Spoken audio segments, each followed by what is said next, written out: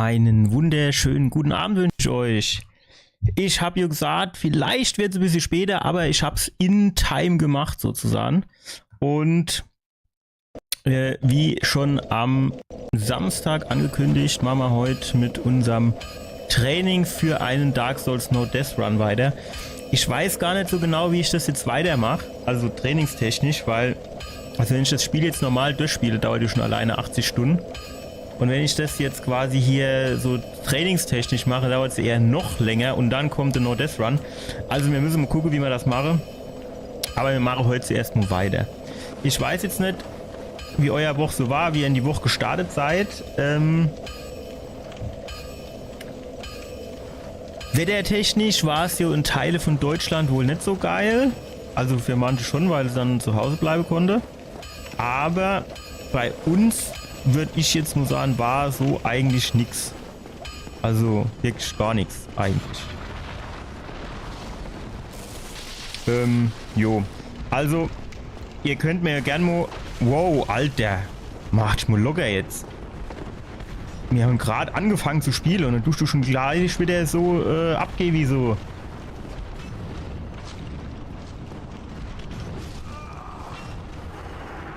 Wie so ZJ. Ja, schreiben mir gerne mal in den Chat rein, wie bei euch so das Wetter war, mussten ja zu Hause bleiben, hatten ja Probleme auf die Arbeit zu kommen oder in die Schule oder wohin auch immer.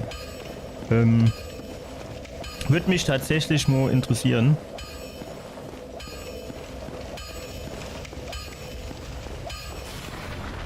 Wieso das Wetterchaos war.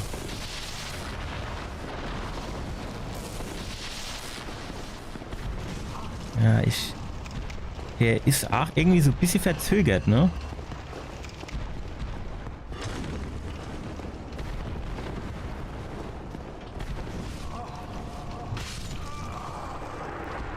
Also dieses Moveset von dem, das kriege ich nicht auf die Reihe. Weil ich hasse das, wenn das verzögert ist. Also wer ever schlägt denn so, dass er zuerst mal ausholt, dann halb Jahr wartet, bevor er dann wirklich zuschlägt? Das macht doch wirklich niemand, also wirklich gar niemand. Und so, wenn er in die Luft springt,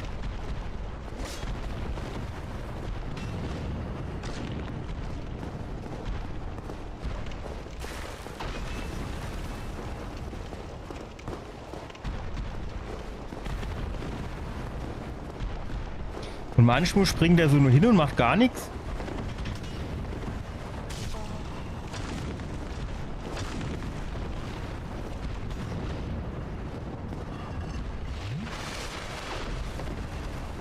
Hier müssen wir wieder ein bisschen Blick haben. Also ich hatte jetzt wieder 10 Flaschen, warum auch immer. Eigentlich stehe uns hier nur 5 zu.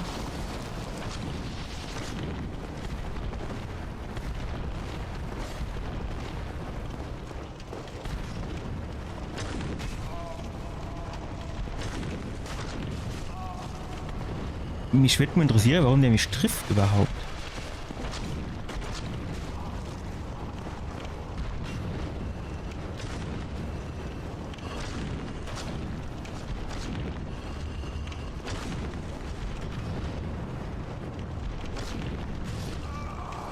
Ey, ich bin, ach du, wieder in der letzten Ecke ingekeilt. Ich mach so wenig Schade. Irgendwas stimmt doch nicht.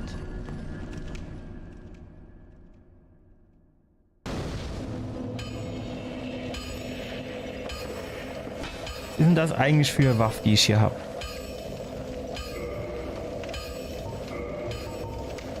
Langschwert, das ist eigentlich okay.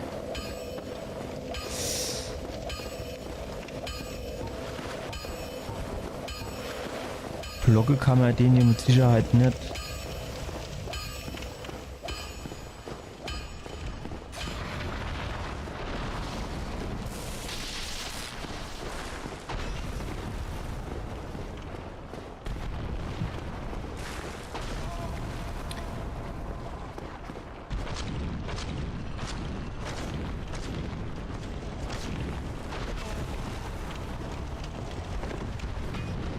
Ey, dass der auch an jeder Ecke hängen bleibt.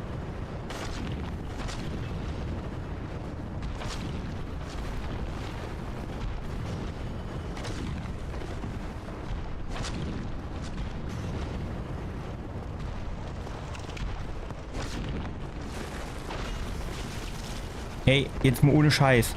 Ich bin in seine scheiß Speer reingerollt und das hat mir jetzt schade gemacht, oder was? Aber das ist schon, also du geht's normalerweise weiter, oder?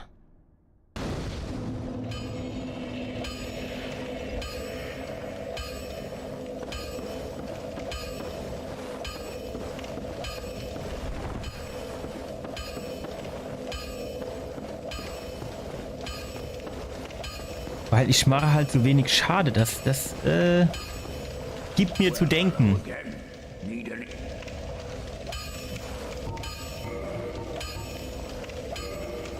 Ja, ihr habt nicht genug Seelen, aber hätte ich denn genug andere Materialien? Nee, ne? 1 von 2. So, jetzt bauen wir auf. So, jetzt haben wir 5, so wie sich das gehört. Ich meine, ich müsste den hier jetzt hier nicht machen, ne? Ich könnte jetzt hier auch einfach durchlaufen. Wäre halt schon auch geil, wenn er tatsächlich Rolle wird. Wenn ich sage Rolle.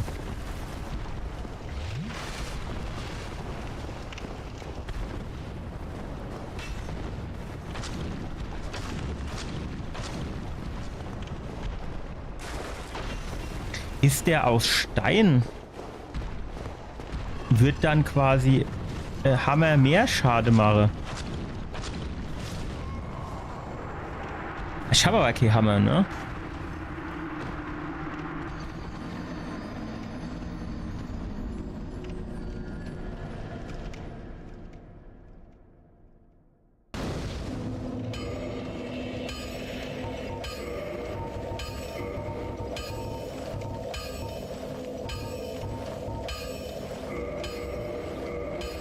Gut, oder? Ich meine, das ist so oder so halt riskant. Man kann hier auch einfach durchlaufen und warten, bis man ein bisschen stärker ist. Wir kommen hier noch öfters zu dem Schmied. Und dann halt sozusagen den man anerst mache. So. Muss man hier tatsächlich ein bisschen aufpassen. Mal gucken, ob man jetzt hier die Gegner besser kaputt bekomme. Nee.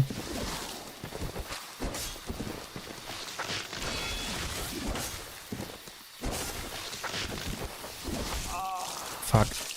Ich glaube, ich bin hier echt noch zu schwach für das Gebiet. Ich glaube, ich muss vorher woanders hin.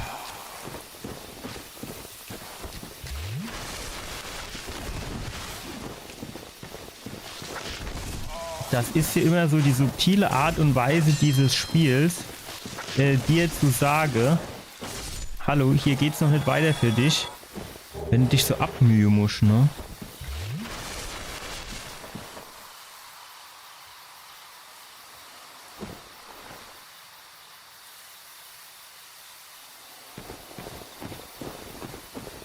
Wo geht's denn dort oben weiter?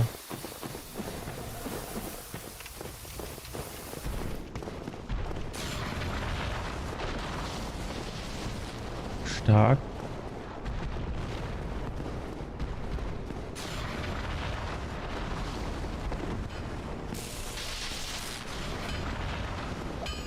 Also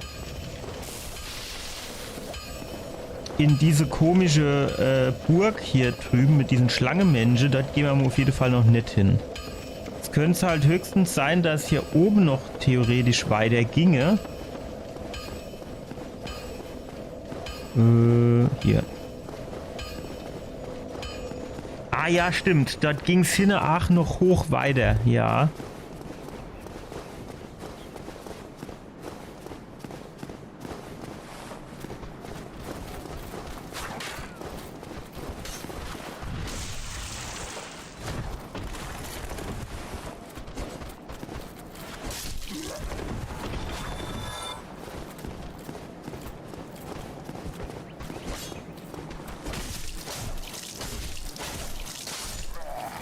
Weil für die brauchen wir auch schon relativ viel Schläge, ne?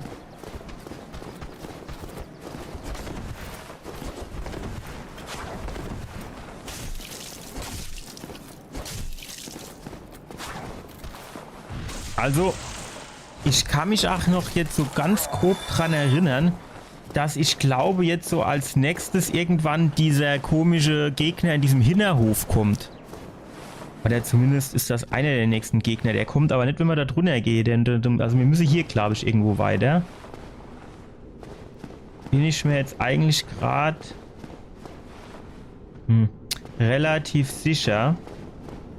Zum Beispiel hier die Treppe hoch. Oh ja, komm du mal hier runter. Wo ich dich ein bisschen besser im Blick habe.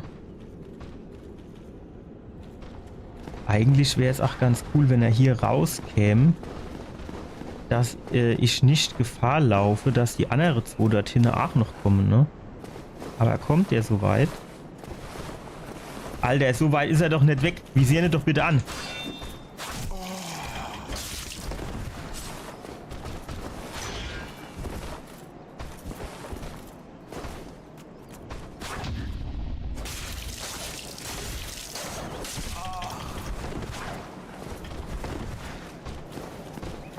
Ups, ich hab einen, wie nennt man das? Schwarzfahrer.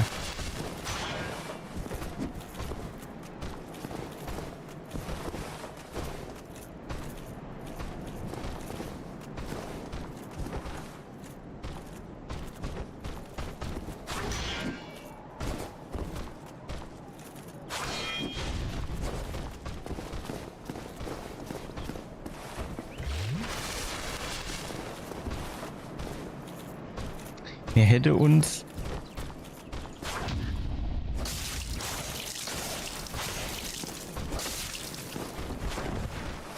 vielleicht müsse mal kurz hinhocken,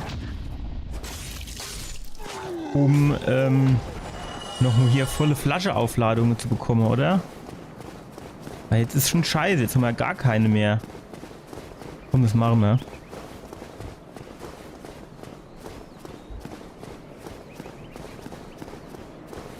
Der braucht jetzt natürlich schon auch relativ viel Schläge, das muss man halt auch wieder sagen.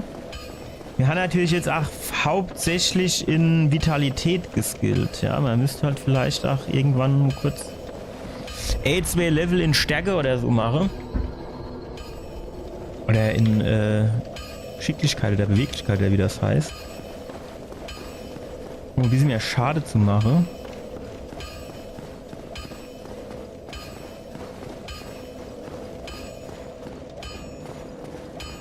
Jetzt sind natürlich auch wieder alle Gegner da.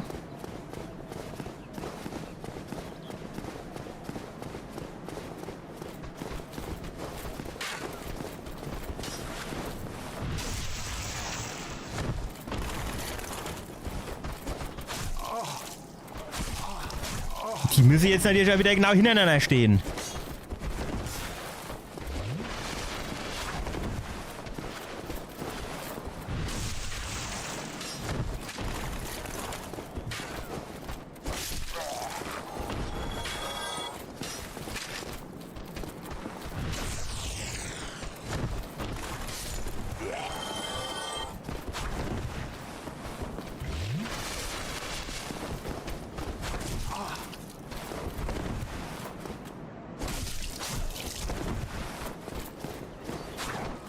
Jetzt es stört mich schon, dass der so langsam aufsteht beim Rolle. Obwohl ich meines Erachtens keine Fetroll habe.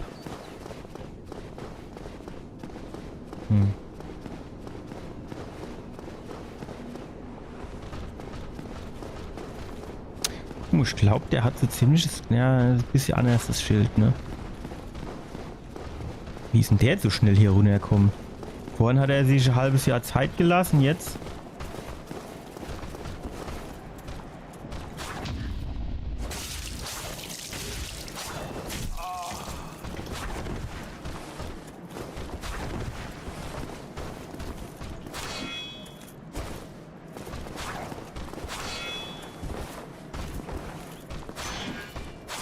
Alter, Warum folgt der nicht mehr im Ziel, wenn ich den anvisiert habe? Normalerweise, wenn ich den anvisiert habe, folgt der doch im Ziel.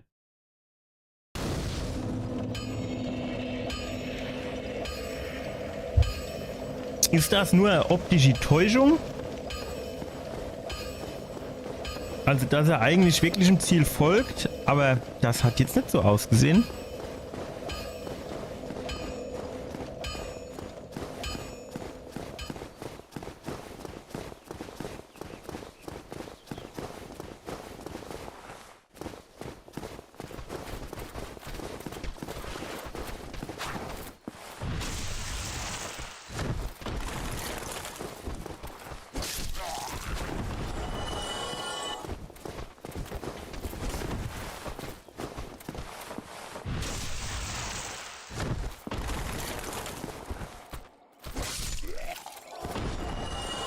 So, jetzt müssen wir den hier noch machen.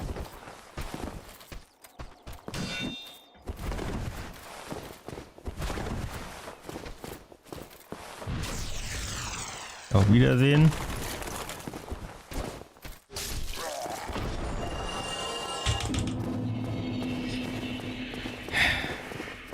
Also so sehr verzögert folgt der nur. Weil ich bin mir jetzt nicht sicher, ob ich dann vernünftig blocken kann. Oder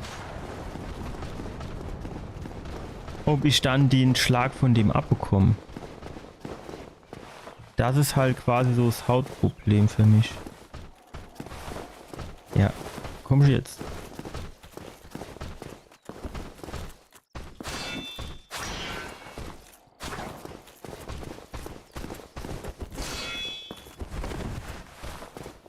Kann ich den backsteppen?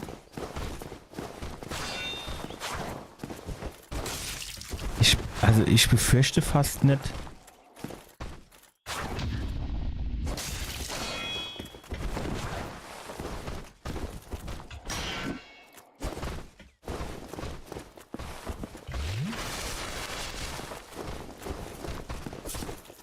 Doch, geht. Sehr schön.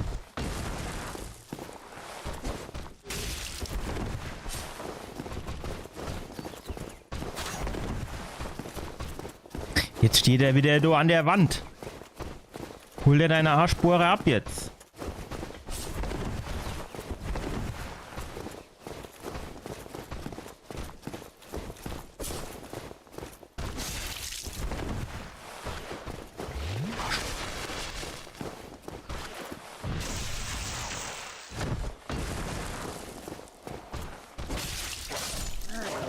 So.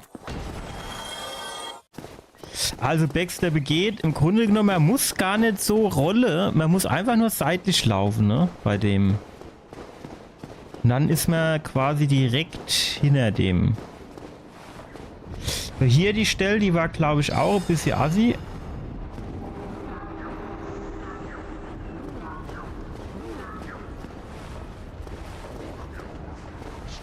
Weil hier so Highlife und Dose war.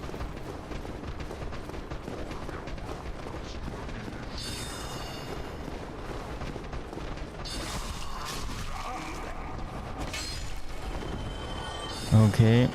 Wie lange kommt die mir wohl nachgelaufen? Weil hier in diesem engen Gang ist echt scheiße. So gefällt mir das schon besser.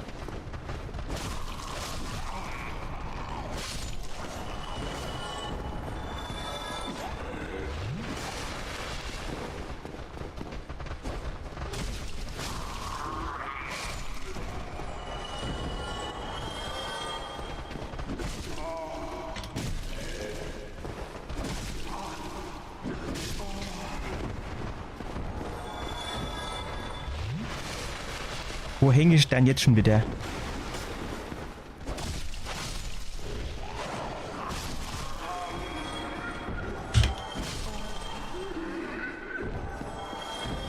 Also, dieses Langschwert kostet mich gerade echt Nerven. Ich hätte lieber, also, jetzt mal ohne Scheiß, ich glaube, das ist mir, ach, wenn das Teil weniger Schade macht, Dieser Panzerbrecher ist echt lieber.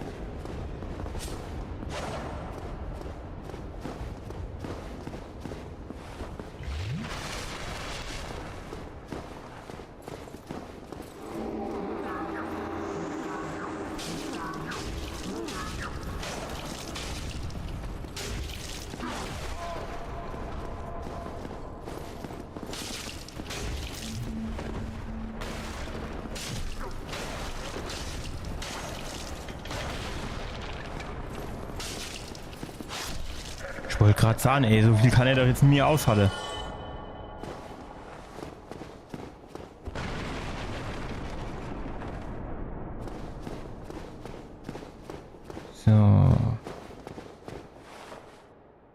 So.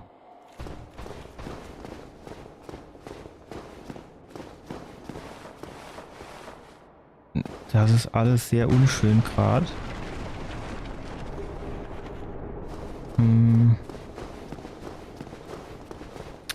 Weil hier oben dieser Knilch, der sieht so aus, als würde er gar keinen Spaß verstehen.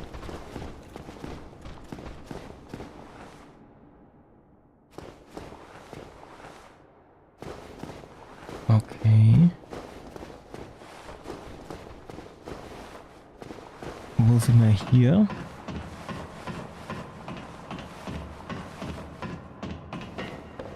Ich glaube, an die Stelle kann ich mich auch noch grob erinnern.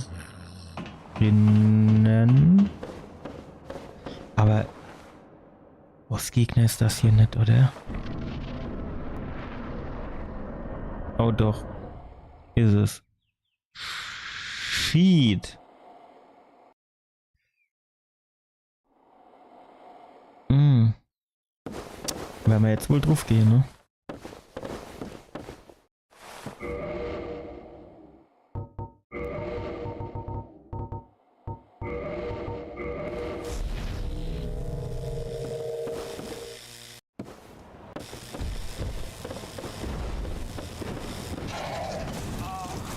Ey. Ey, ich bin doch ausgewischt.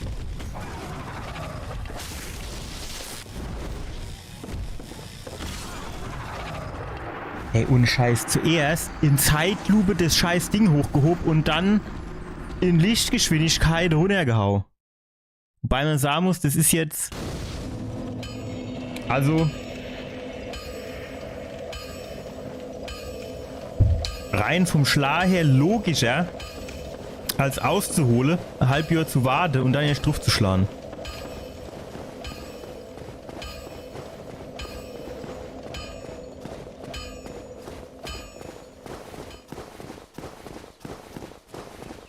Wobei man tatsächlich sagen muss, mit dem Harz wäre das wahrscheinlich gegangen.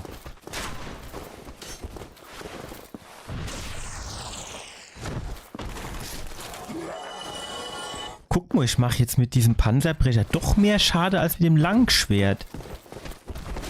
Das ist ein bisschen merkwürdig, muss ich jetzt sagen. Dann, warum stehen die immer vor irgendwelche Wände?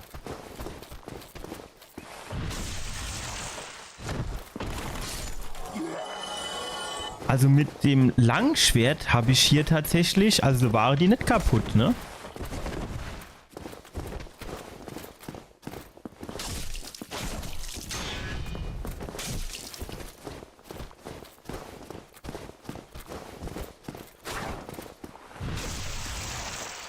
Also da habe ich 2 Schläge gebraucht. Die war zwar fast kaputt nach dem Backstep, aber nicht ganz.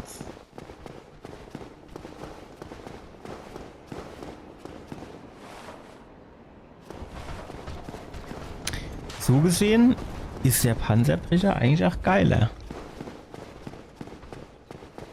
Obwohl ich dieses ganze Spiel, meine ich, mit dem Langschwert durchgespielt hat.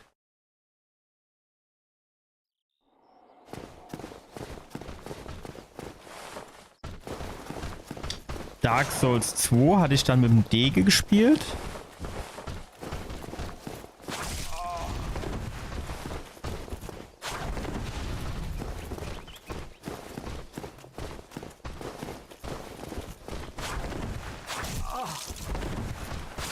Alter.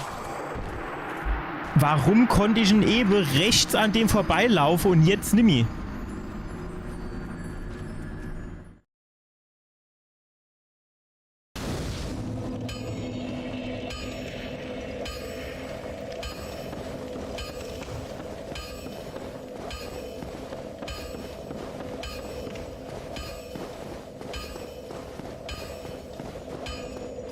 Ja, ich muss das Schild einfach hochnehmen. Schild hochnehmen. Und dann block ich ne oder sei Schläge.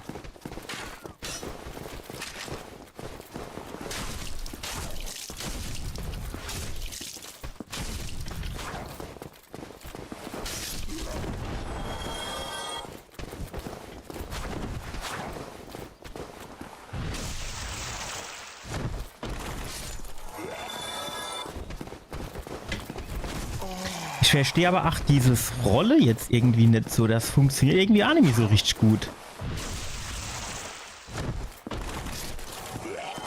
War das hier nicht aber auch irgendwie so, dass man irgendeinen Wert skillen muss, um irgendwie Iframes vernünftig zu bekommen, damit man überhaupt erst nur vernünftig Rolle konnte? Oder war das Dark Souls 2?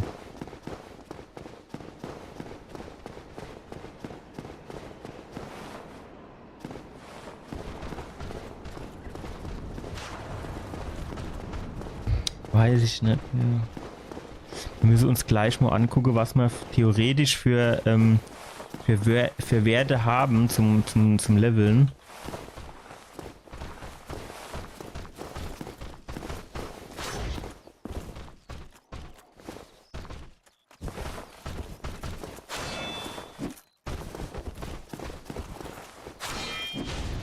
Ey.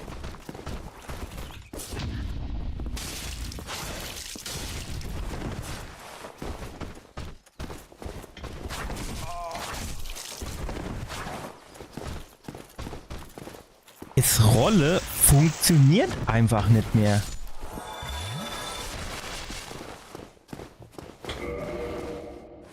Status. Resistenz, Beweglichkeit. Anzeige umschalten, R.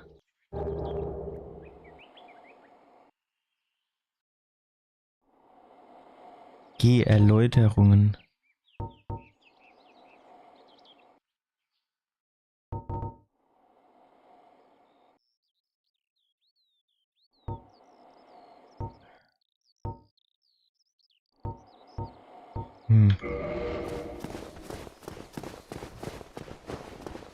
Das muss ich mir nur noch mal angucken.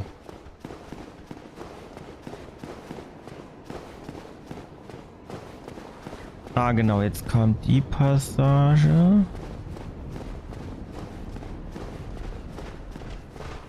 Wow. Dass die jetzt so schnell angelaufen kommen, war mir wiederum nicht klar.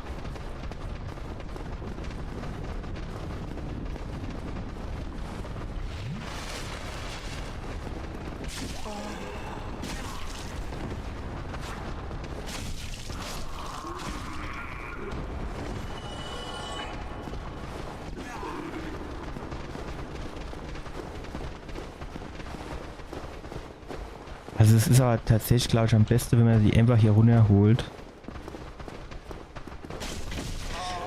Die wäre auch nicht unterbrochen, wenn ich die treffe. Das ist auch komisch. Das ist normalerweise, wenn man die trifft und dann wären sie doch gestunt oder so. Der Modian, die 20 der Bedo. 10 Stück, ey. Eine Lanze wäre jetzt geil.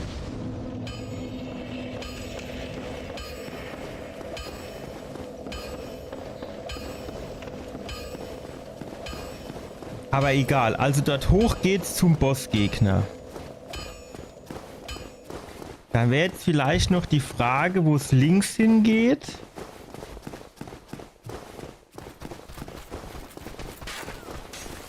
Und ob das quasi für mich günstiger ist.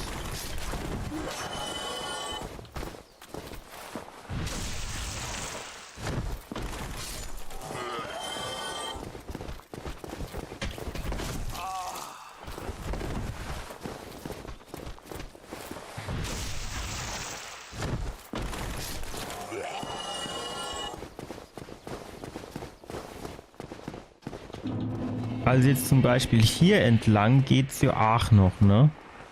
Das sind halt so richtig heftige Ritter, 2 Stück. 3.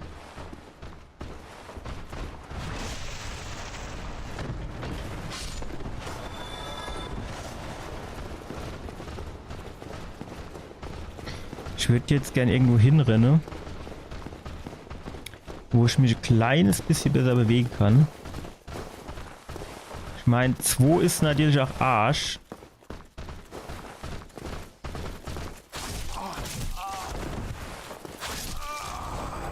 Was soll ich denn du jetzt E2 Stück machen? Ich weiß nicht, wo es weitergeht. Ich muss mir das, glaube ich, muss mir fürs nächste Mal muss ich so Recherche machen vorher. Welche Gebiete in welcher Reihenfolge?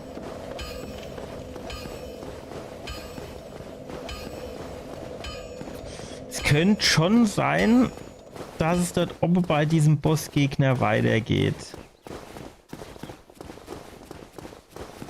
Aber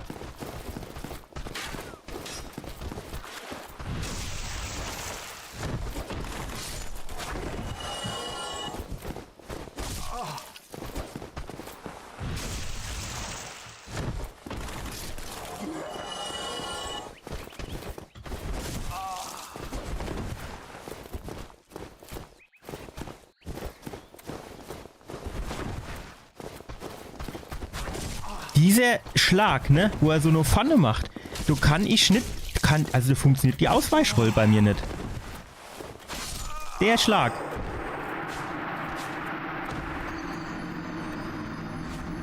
Da funktioniert die Ausweichrolle nicht. Der Schlag ist quasi zu lang. Nur Pfanne. Och, heute ist aber auch echt scheiße, ey. Die letzten 2-3 Monate ging es eigentlich, das ist wirklich gut gelaufen, aber heute ist echt scheiße. Es läuft nicht, ja Leute.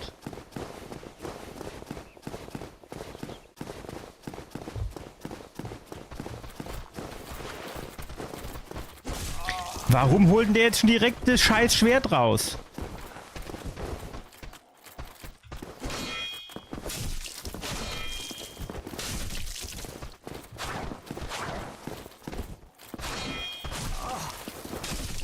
Ich würde so gern Parry können. Also, so richtig.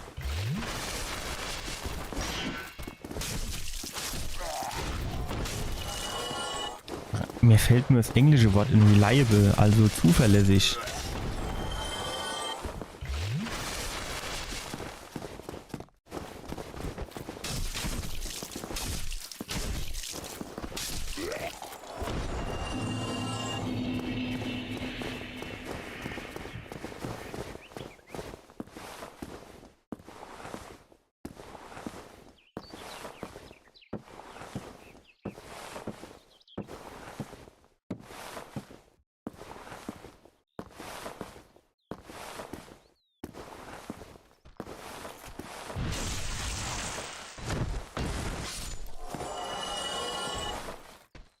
Hier geht's ja auch noch irgendwo runter, ne?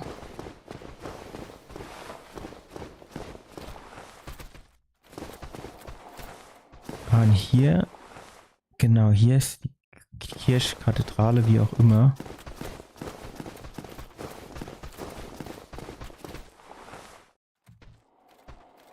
Irgendjemand rennt doch hier.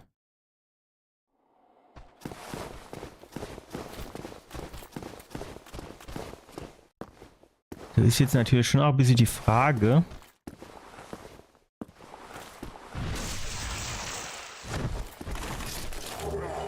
Ab wann werden die Typen hier oben getriggert? Ist vielleicht... Ach so, jetzt sind ja hier die ganzen Gegner. Wie sieht's denn hier vorne in dem Turm aus?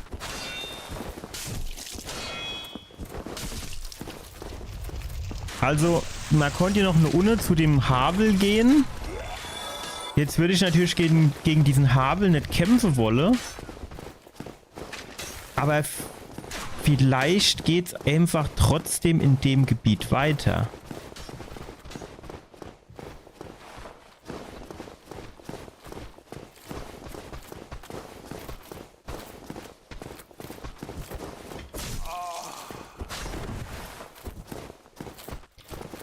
Ey, warum ist doch alles so eng? Das ist doch die letzte Scheiße.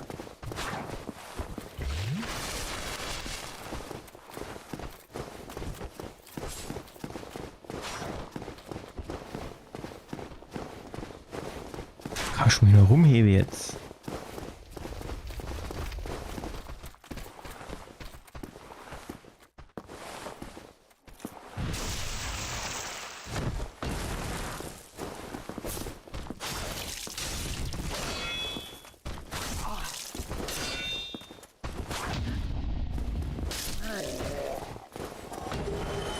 Ritterschild. Und dafür hat sich jetzt der Aufwand gelohnt. Ich glaube nicht. Wo bin ich denn hergekommen? Wow.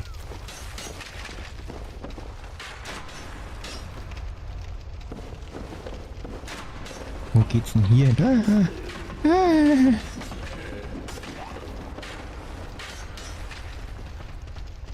Kommen die jetzt hoch? Ja, ne?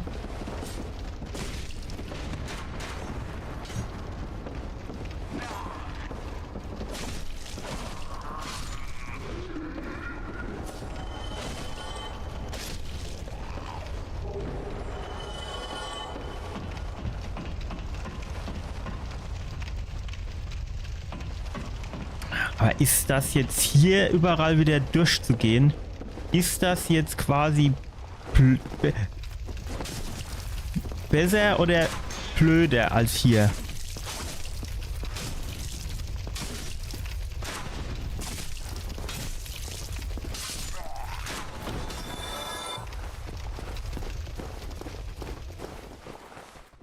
Sagen wir so, geil ist beides nicht, aber der klar, aber...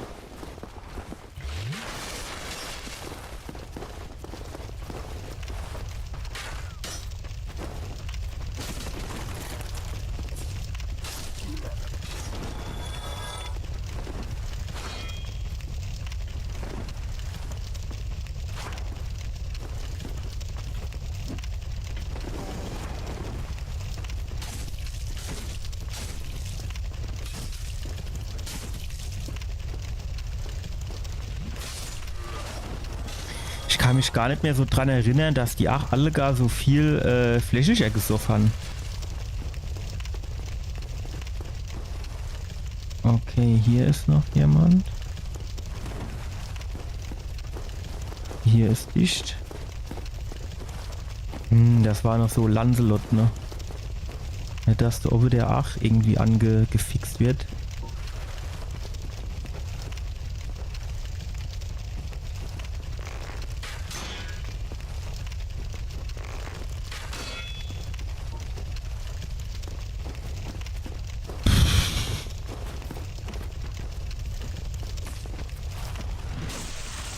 So mischt das immer Lava. Eigentlich schon gar nicht so schwer, ne? Aber ich bin halt da immer sehr clever in der ganzen Angelegenheit.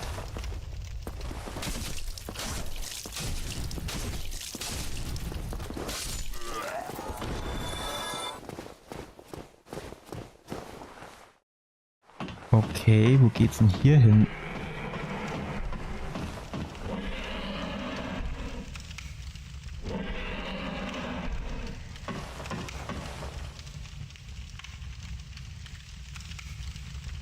Boah, ist ach geil, ist aber auch nicht, ne?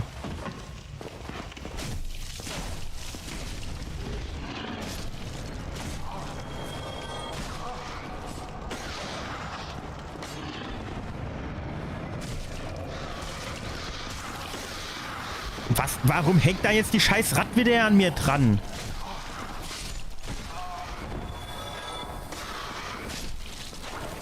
Wo bin ich denn hier überhaupt?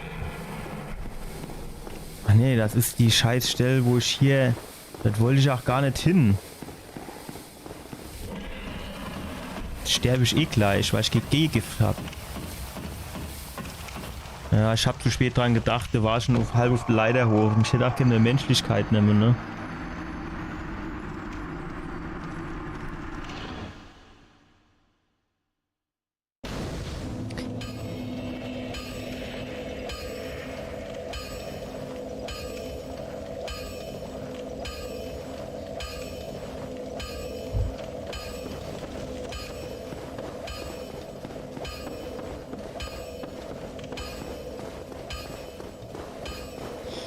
Feuerbandschrein.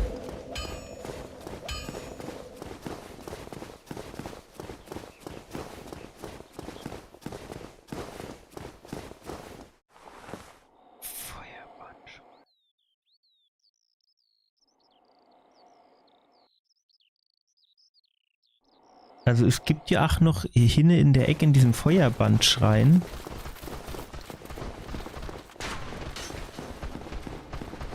Dort war ja auch noch so,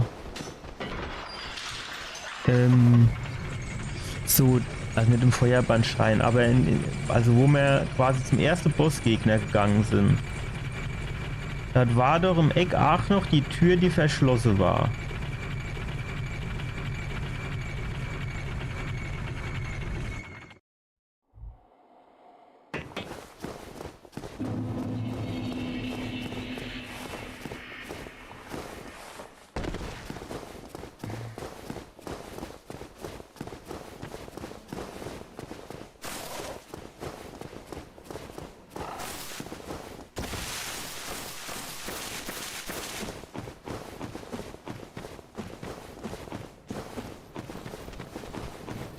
Wie gut sind wir hier wohl im Durchrennen? Hält sich noch in Grenze.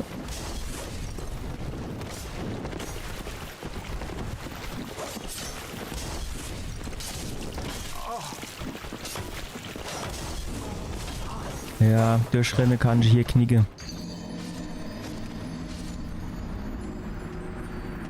Ich habe aber keine Lust, die ganzen nochmal zu machen.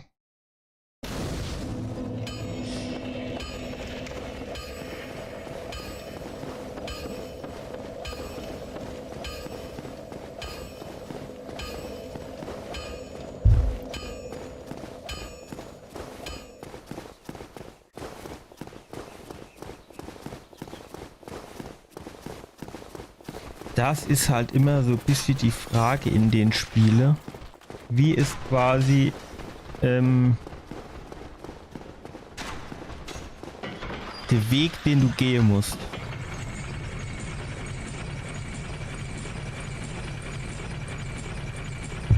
Schlimm ist ja eigentlich, ich habe schon so viel No Death Runs gesehen, Playthroughs, hab's selbst gespielt und trotzdem habe ich keinen Plan, wie es ab hier weitergeht.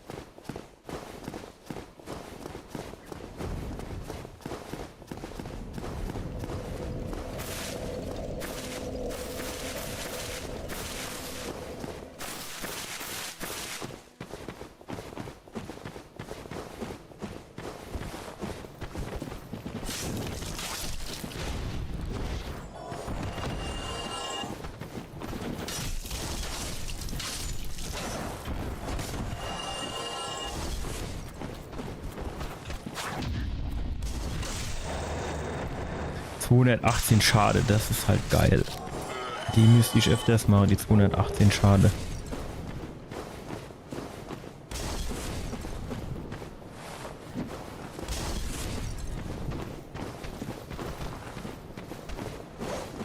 Ja genau, hier der Axtträger wäre ganz gut, wenn der jetzt hier runter käme. Da könnte ich den nämlich hier... Ja, aber wenn es geht, ein bisschen weiter weg von dem Feuerpyromane-Typ, du. Ja, war wieder geiles Timing, ne?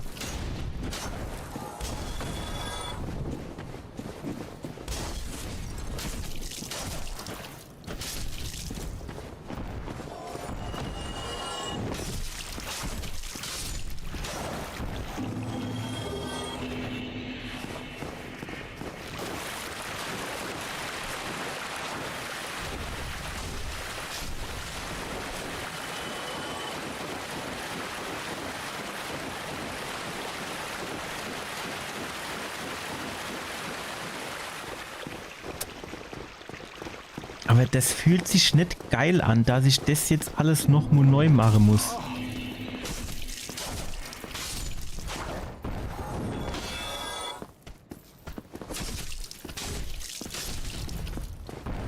Also es fühlt sich echt nicht geil an. Ich glaube nicht, dass das so geplant war. Oder dass das der richtige Weg ist. Ich weiß auch nicht, die Tür war ja verschlossen, ne? Ob ich die jetzt überhaupt aufbekomme mittlerweile.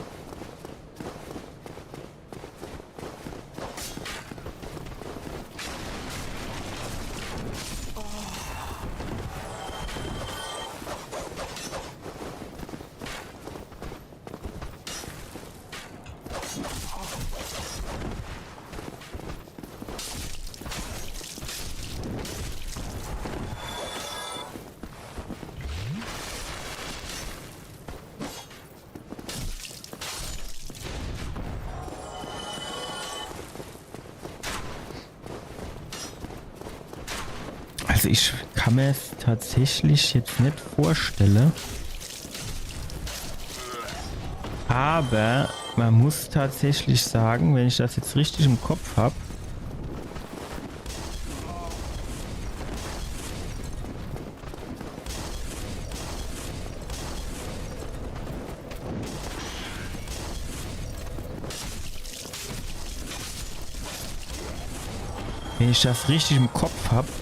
sind die aber hier tatsächlich relativ lang immer hier entlang und hin und her und so.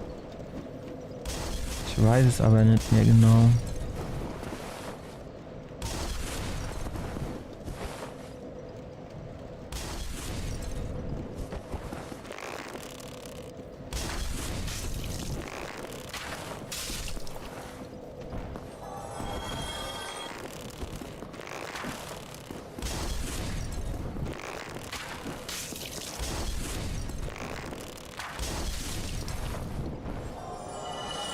So, hier war glaube ich auch noch eine, ne?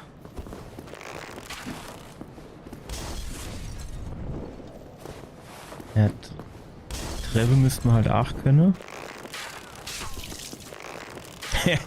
Wie ein Pfeil in den Nas steckt, aber der trotzdem einfach so weitermacht, als wenn nichts passiert. Nicht zu glauben. Ach, ich krieg Parry nicht hin, es ist so traurig. Nee, also hier, das lässt sich nicht öffnen.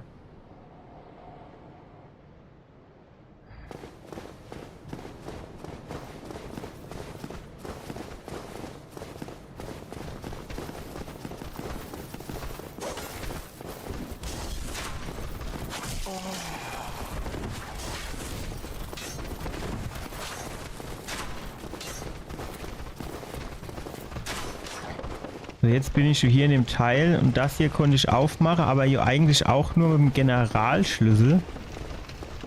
Also, und hier geht's runter zum Havel und hier geht's auch nicht weiter. Und zwar war das anders.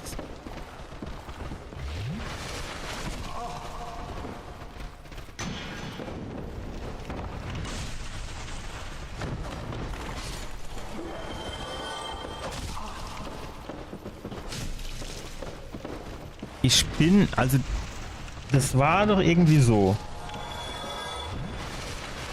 Man ist irgendwo entlang gekommen, dann kam er zu dem Gladiator in dem Hinterhof und dieser Gladiator in dem Innenhof,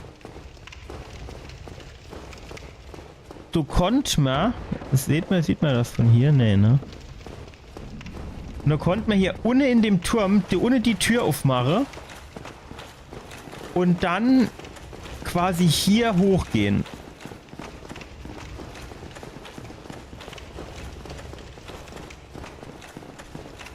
So war das.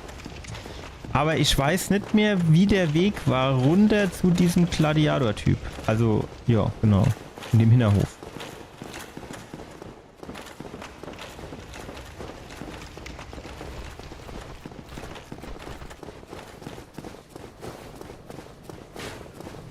Ach so, stimmt, da war auch so Pfeiltype ob ja.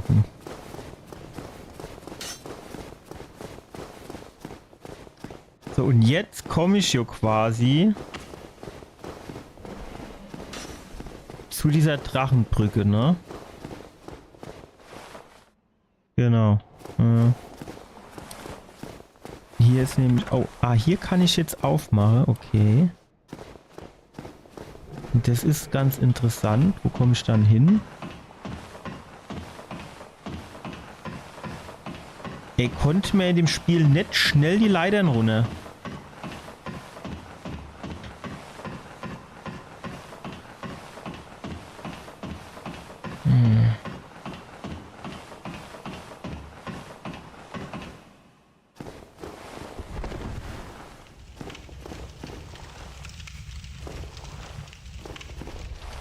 Ja, genau.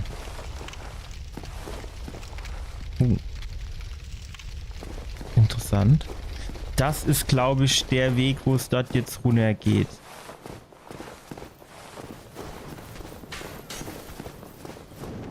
Und jetzt kann man hier den Shortcut aufmachen. Okay.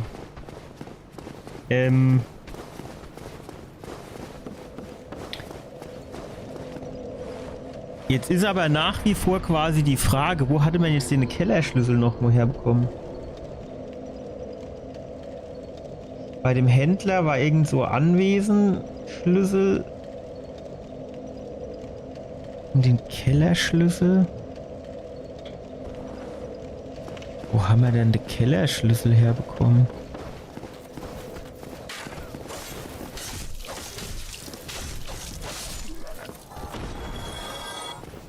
Kellerschlüssel, den habe ich jetzt vor kurzem bekommen.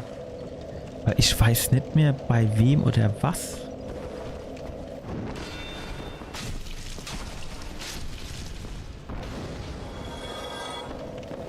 Wow.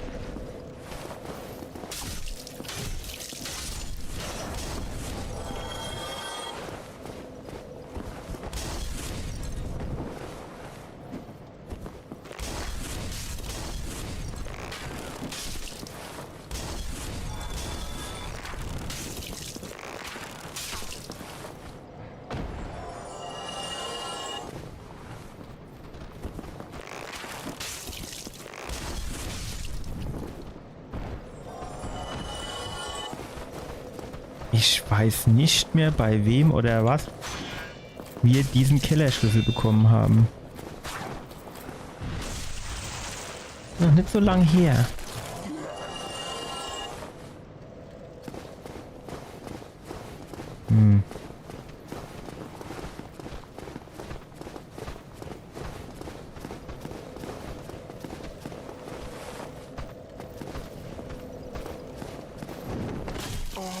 Warum können die sich eigentlich Mitte in der Luft drehen?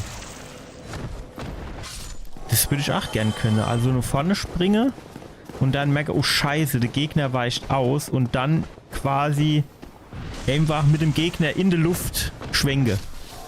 Das wäre eigentlich ganz geil. Ja.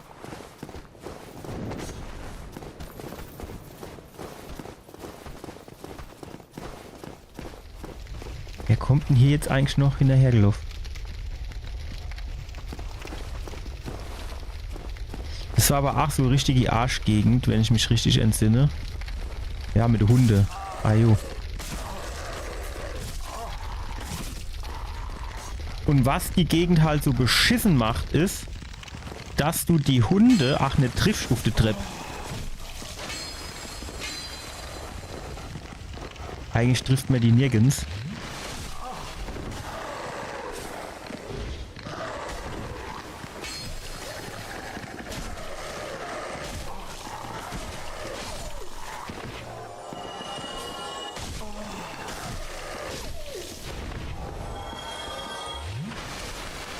Scheiße.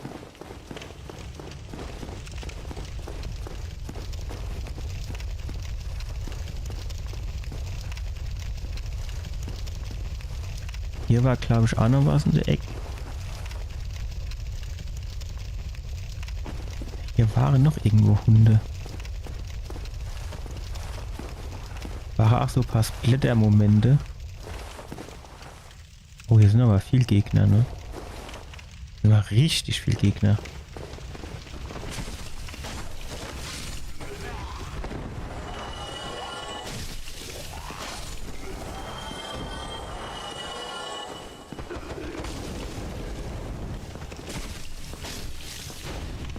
Das stört ihn auch nicht, dass der jetzt in meine Degen oder so reinläuft, ne? Das ist ihm komplett egal.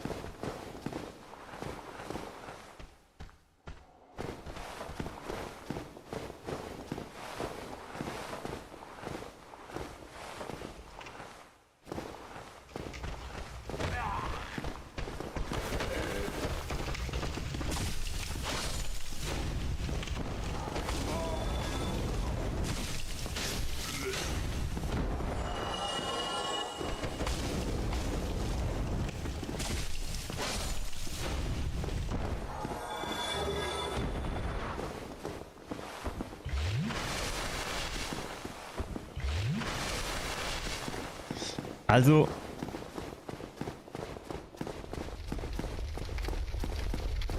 Ja, das ist noch Hund. Mindestens noch einer. Also wenn ich das jetzt so richtig im Kopf habe.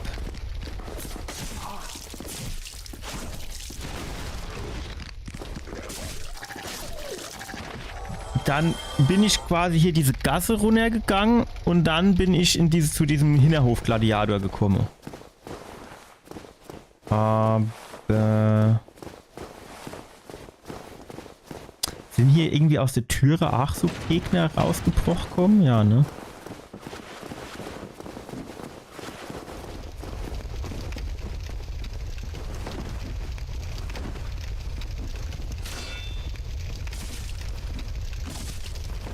Ach, Feuerscheiße, du.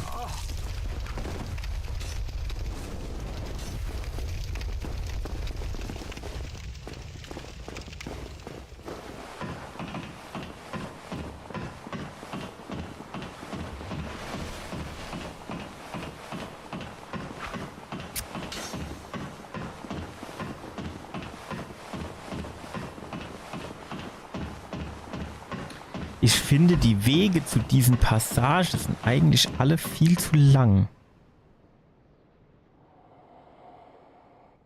Deswegen bin ich der Meinung, übersehe ich hier irgendwas.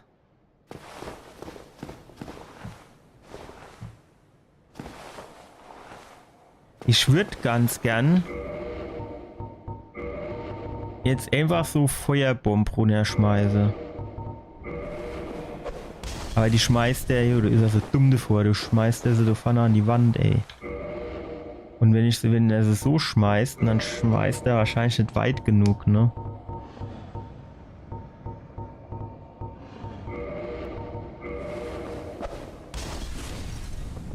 Ach, ist ja so dumm.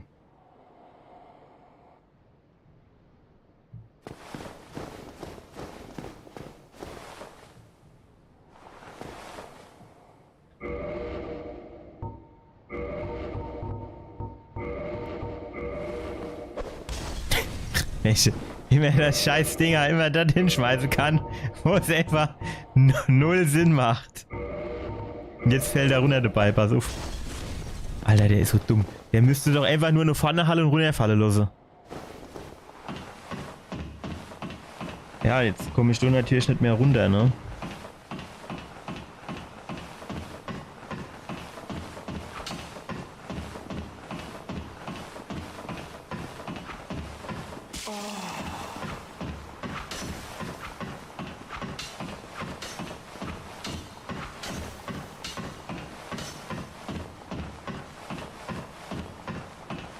Blöd.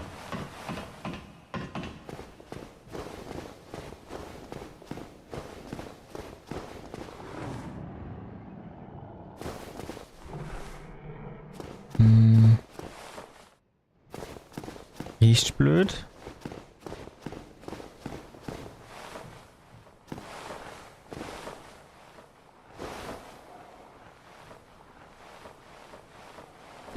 Naja, wenigstens kommt jetzt mal einer hochgelaufen.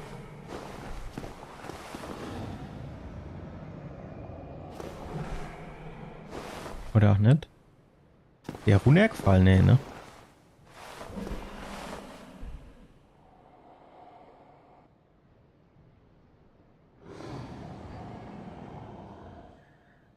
Ja, was mache ich denn jetzt?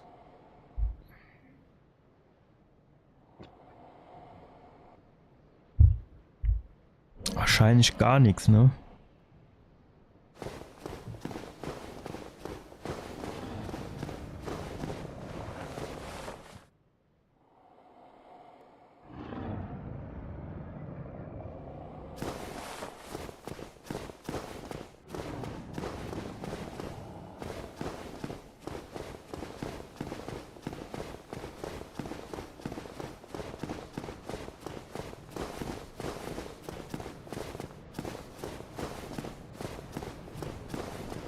Aber ich habe doch dort vorne noch so Shortcut freigeschaltet, ne?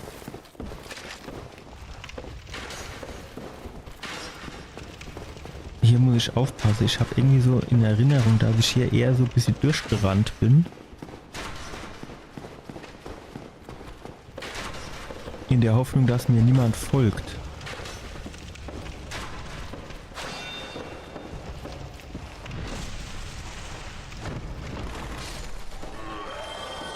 Die Hoffnung war natürlich vergebens. Also, nee, war sie nicht. Ich bin hier durchgekommen, ne? Aber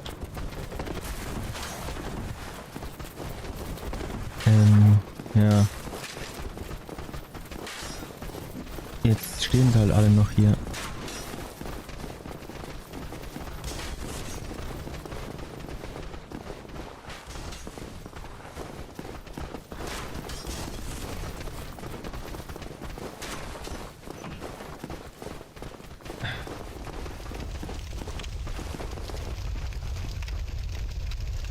Ah ja, die anderen stehen noch immer da hinten.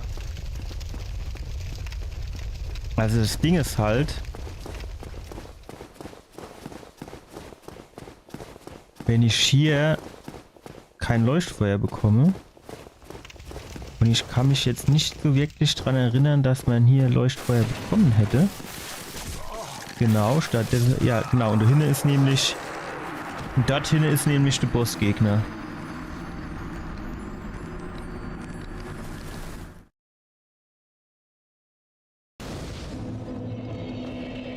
Wie war dann das nochmal?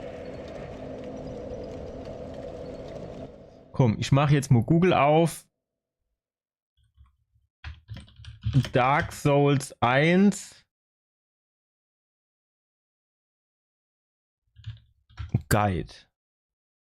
Komplettlösung. Walkthroughs.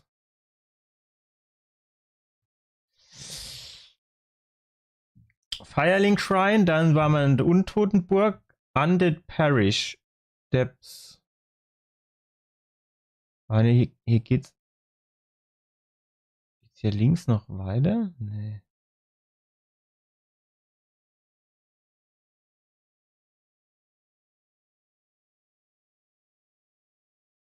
Äh.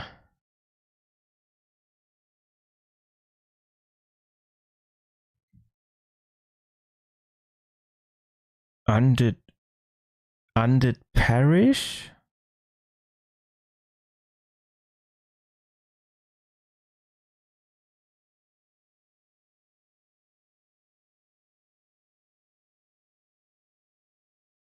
Ja, aber der geht dann tatsächlich dort hoch zu dem anderen Gegner, ne? Also zu denen zwei Golems auf dem Dach. Ich meine auch, das wäre meistens so der zweite Gegner oder so gewesen, den sie dann gemacht hätte.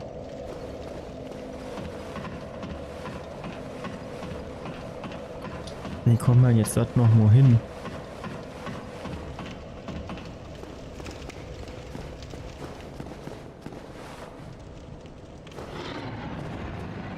Hier war dann...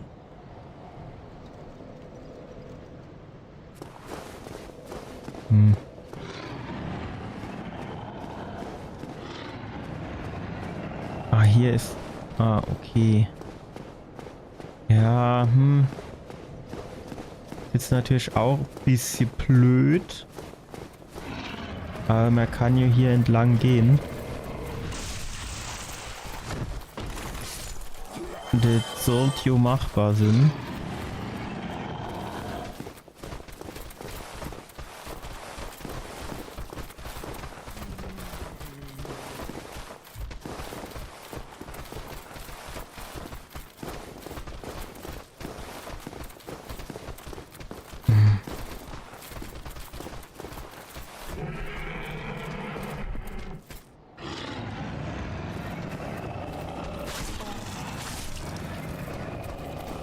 Zuerst reagiert er nicht. Und dann aus dem Nix mehr der auf Makro.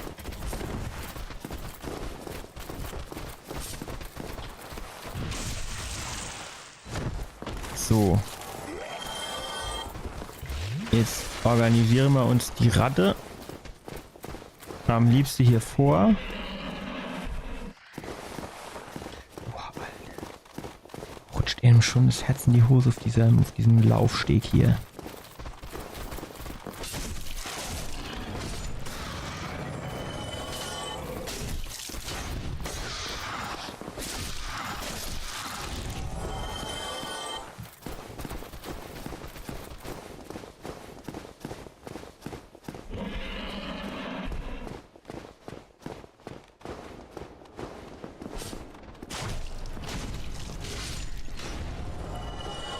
So. Jetzt ging es hier hoch.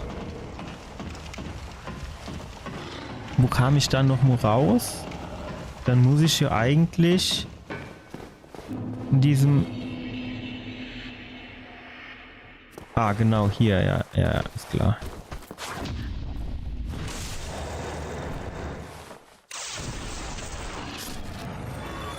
So, und hier müsste ich jetzt eigentlich erst nur so mehr oder weniger durchrennen können.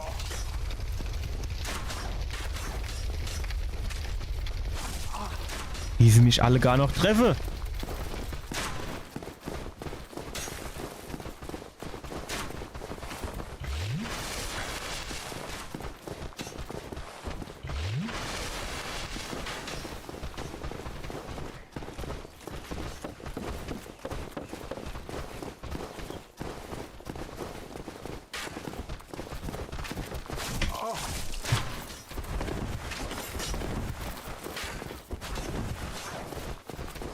Ja, hier ging es auf jeden Fall.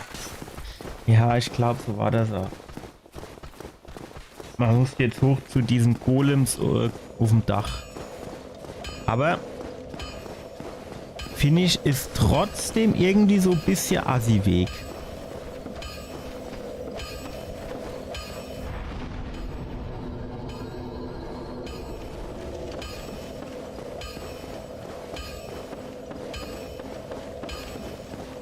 Ja, ich weiß nicht. Ich meine, gut, so richtig schwer ist es jetzt trotzdem eigentlich auch nicht.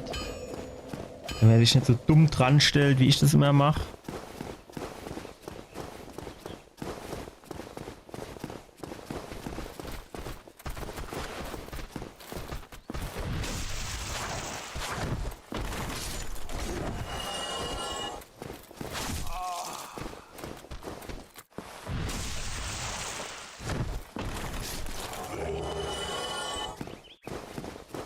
So, jetzt sollten wir trotzdem den Kollegen hier noch abfrühstücken.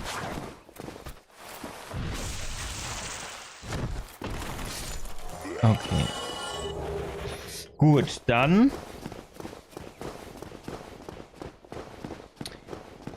schnappen wir uns den Kollege. Warte mal.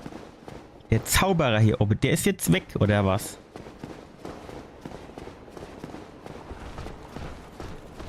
Ich meine, das wäre schon mal gut, wenn der schon mal nicht mehr kommt. Gut, für unseren No-Death-Run bringt uns das genau gar nichts. Weil... Ja gut, bedingt, ne? Also wenn man den weg kann und uns dann ans Feuer hocken, kommt der auf jeden Fall nicht normal.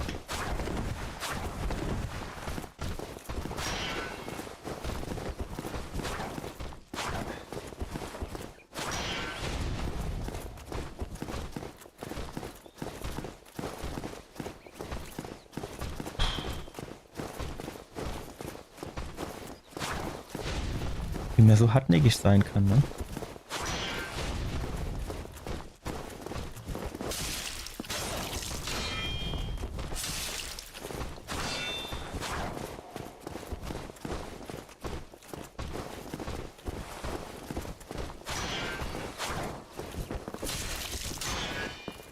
Warum macht denn der Gebackstep? Ich war jetzt schon 2 hinter dem.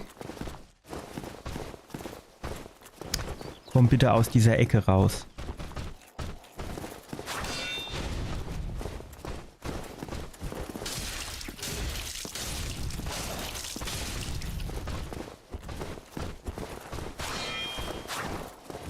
Ja, jetzt so, wer macht das?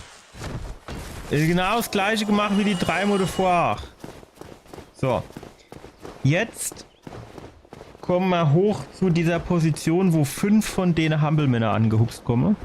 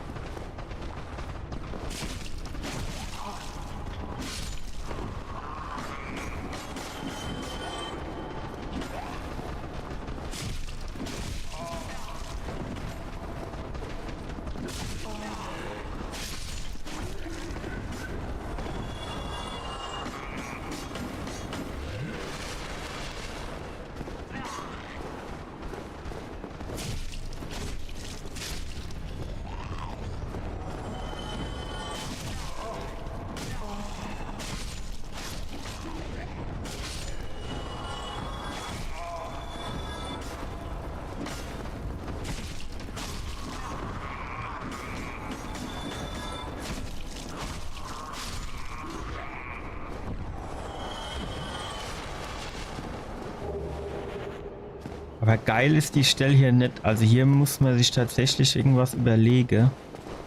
Es könnte tatsächlich sein, dass ich hier oben sogar irgendwo diesen Schlüssel gefunden habe.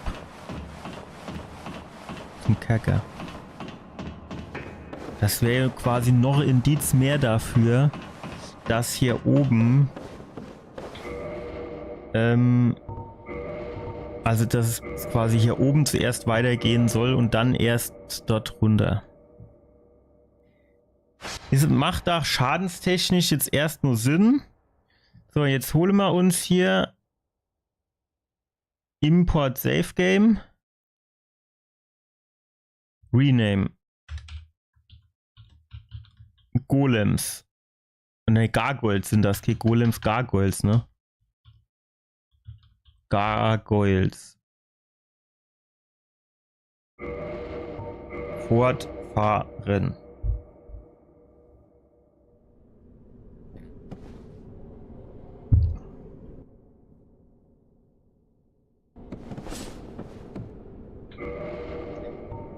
Also mit dem Harz war eigentlich ganz geil. Wir haben halt nur noch eins, ne?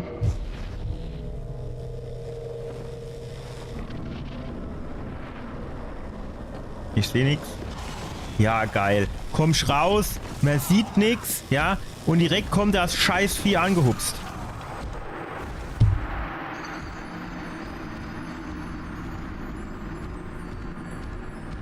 Man hat noch die scheiß Nebelwand.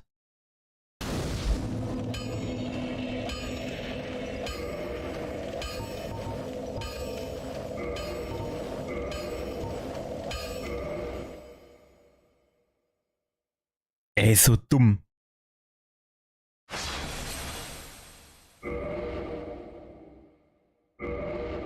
So dumm, ey.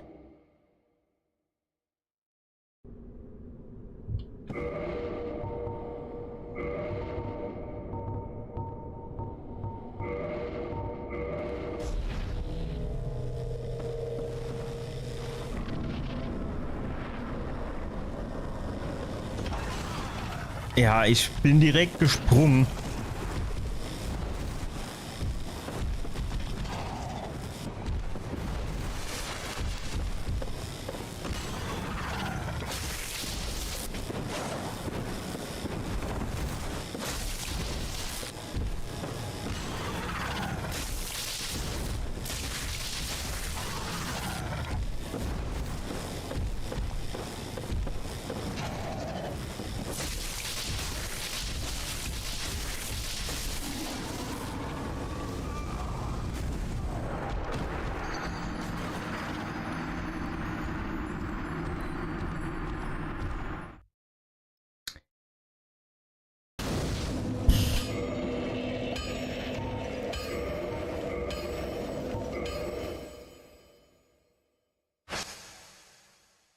Spiel wird aktualisiert. Load Save Game. Okay. Es ist auch in dieser Ecke. Wird er nicht geil?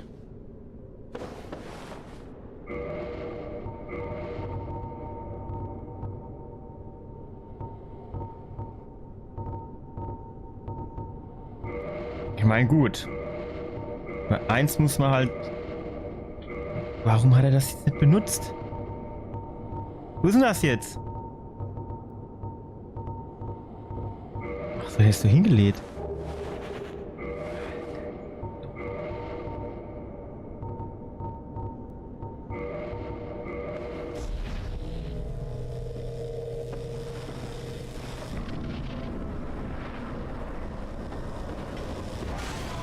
Ja, warum springt er jetzt eine Pfanne statt zu Rolle?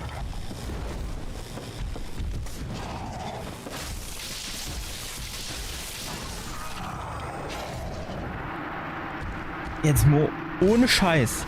Also, wenn du jetzt wirklich einen No-Death-Run machst und dann hast du das Problem ja nicht, weil dann siehst du den ja nur einmal. Aber jetzt in dem Fall, wo ich jetzt gestorben bin und dann trete ich hier rein und ich habe die Nebelwand noch in der Fress und dann kommt der schon direkt aus irgendeiner Ecke hergehupst, wo man es nicht sieht, wo man es einfach nur erahnen kann.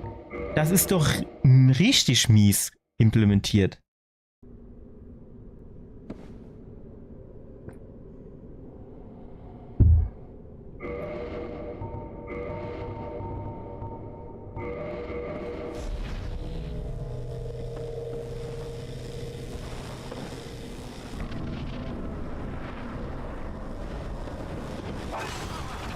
Ey, wie will ich denn dann den Sprungtimer?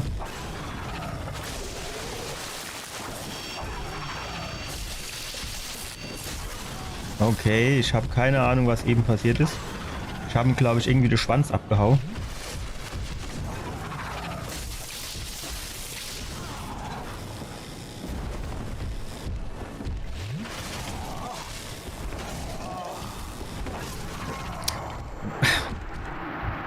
In dieser scheiß Eck drin gefangen. Hier, man kann den irgendwie den Schwanz abhauen und bekommt dann irgendeine geile Axt. Das ist natürlich auch cool.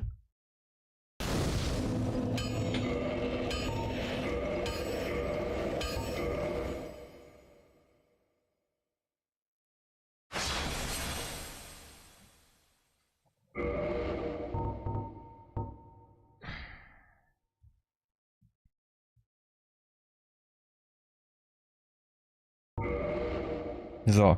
Ich lade jetzt nochmal den Schmied André. Dann sind wir hier. Dass wir in diese Arena reinkommen. Normal.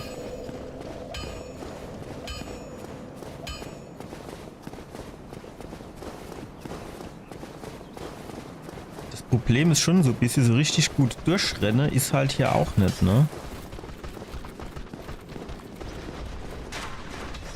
Also man kommt jetzt hier an der Treppe an dem wahrscheinlich nicht gut vorbei. Nee. Kann ich vergessen. Durchrennen ist hier nicht. Wo kommt denn der jetzt her?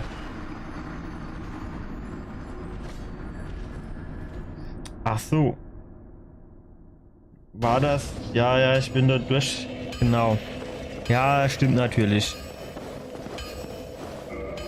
Ich bin hier quasi durchgerannt ans Leuchtfeuer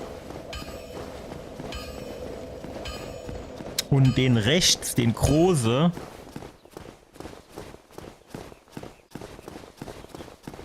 hatte ich dann noch gar nicht gemacht, ne? Deswegen ist er jetzt hinter mir hergelaufen.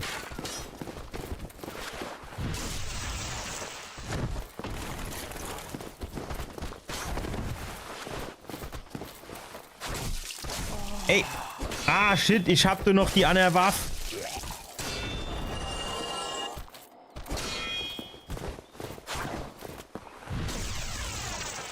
Ja, die macht viel weniger Schade. Warum machten die weniger Schade? Oder hier 80 und 75?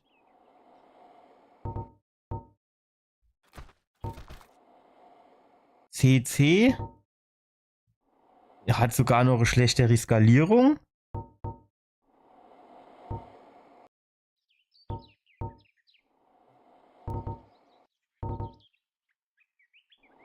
80 plus 11, 75 plus 12.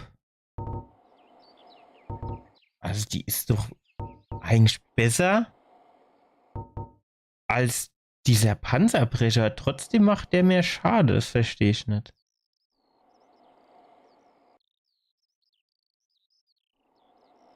Das verstehe ich nicht.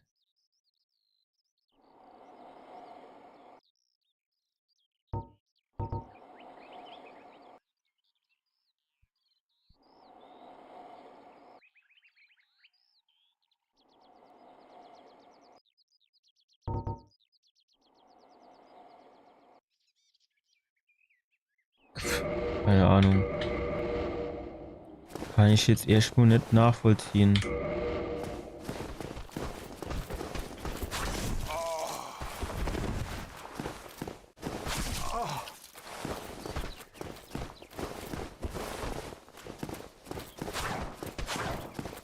Das ist schon geil, ne? Wenn ich diese Ausweichrolle mache, dann erwischt er mich. Aber wenn ich das Schild raushole und einfach seitlich laufe, dann erwischt er mich nicht.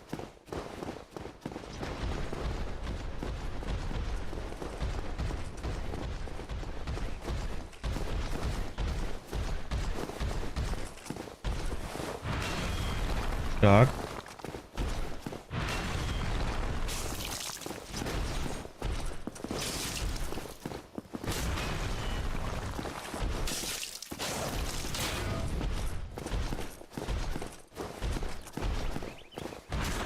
Was ist das dann wieder für ein Schlag?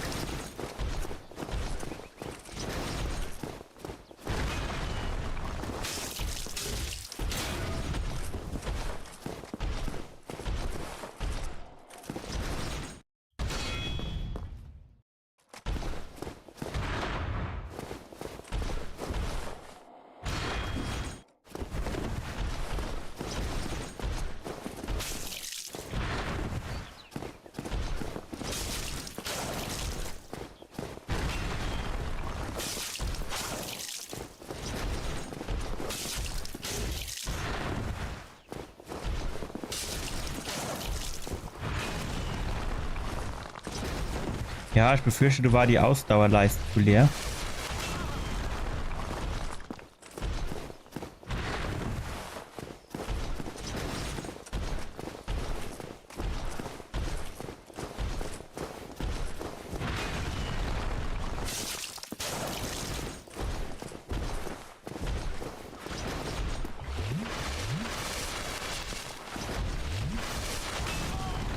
Das ist so geil, ey.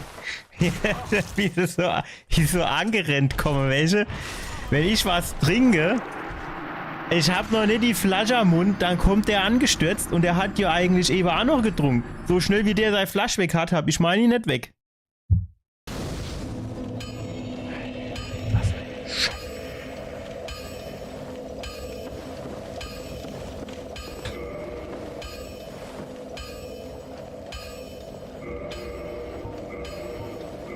Komm, jetzt laden wir das Normo.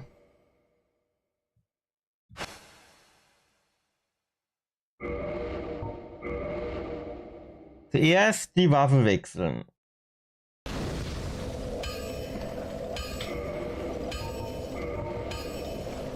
Ich verstehe echt nicht, warum die Waffe weniger Schade macht als dieser Panzerbrecher. Obwohl hier 75 Schade steht und hier 80. Gut, der hat plus 12, der plus 11. Das heißt 75 plus 12 wären wir bei 87. Und hier wären wir ja eigentlich bei 91. Und der Crit-Schade ist gleich bei beide. Also das kann ich echt nicht nachvollziehen jetzt.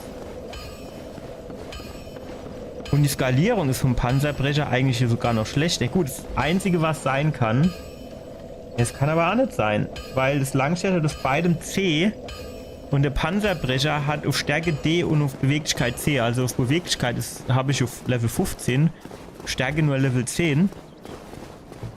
Also wäre jetzt klar, dass das grundsätzlich mit Beweglichkeit besser skaliert.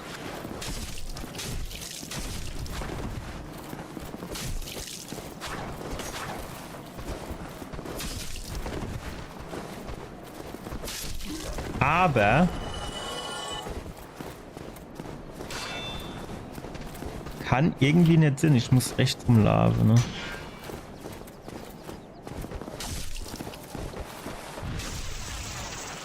Also, verstehe ich nicht. Es sei denn vielleicht, keine Ahnung, dass der quasi besser skaliert auf C, also nicht, dass der wie mir der eine C halb hat und der C, dass das vielleicht der Grund wäre.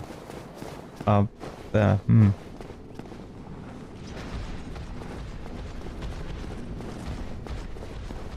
Das ist echt merkwürdig.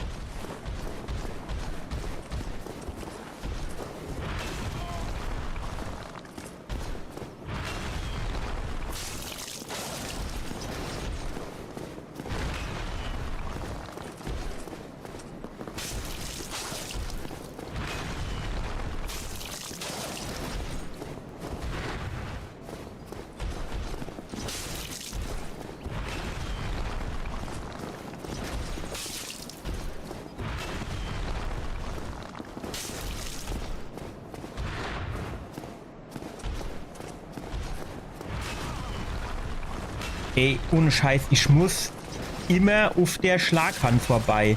Wenn ich auf der anderen Seite vorbeigehe, erwischt er mich. Auf der Schildhand, der haut immer von rechts nur links.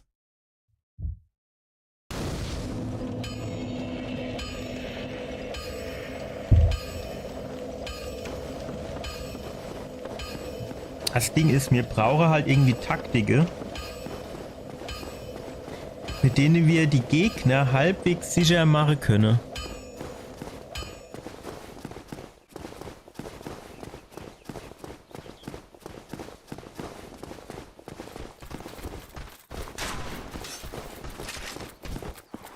Ist halt die Frage, ob wir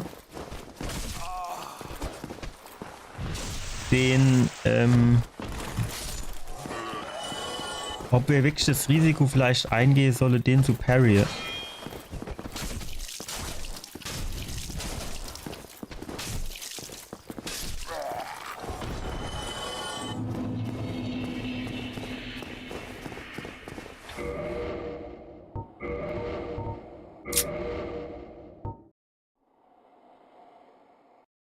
Ja.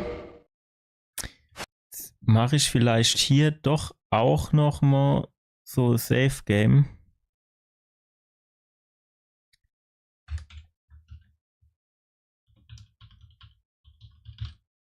Dass ich den auch vielleicht noch 2-3 Mal üben kann.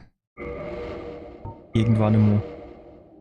Das ist halt jetzt so beim ersten Mal durchspiele tatsächlich ein bisschen mühselig, aber was dann halt geil ist, wenn ich dann quasi vor dem eigentlichen Run sagen, ich will jetzt den einen oder anderen Gegner noch ein bisschen üben, kann ich hier hinspringen und das relativ leicht mache. Jetzt kann ich nämlich zum Beispiel hier gucken, ob man den doch parry kann. Aber kann man nicht.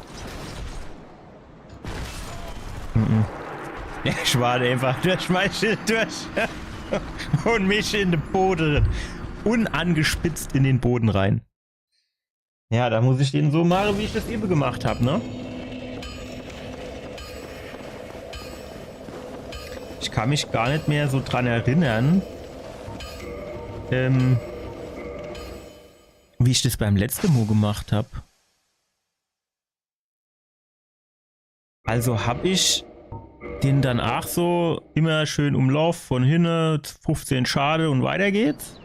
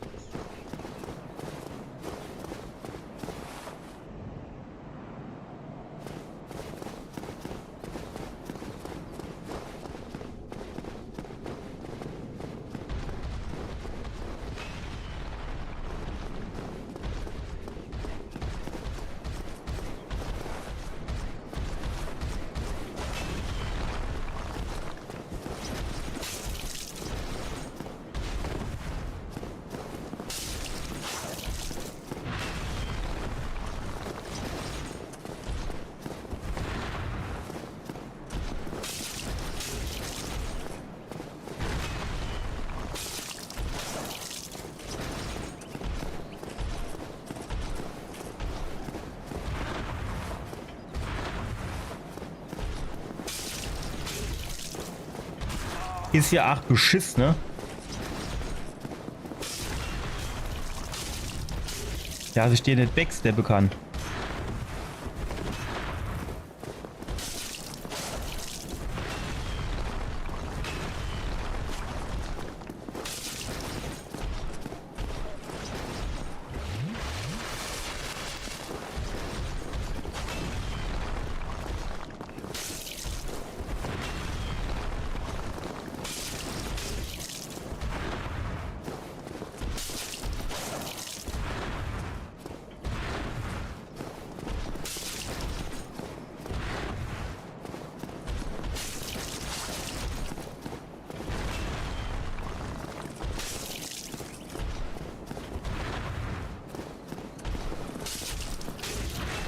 Wow, du warst ein bisschen gierig, allebei.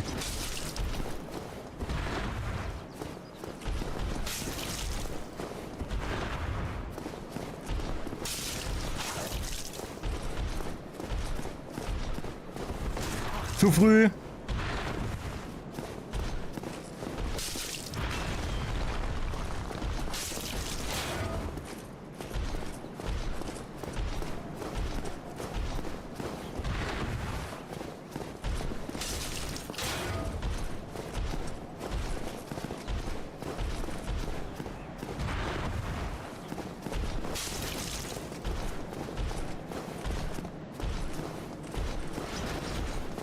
Alter, wie viel von diesen Scheißtränke hatten der?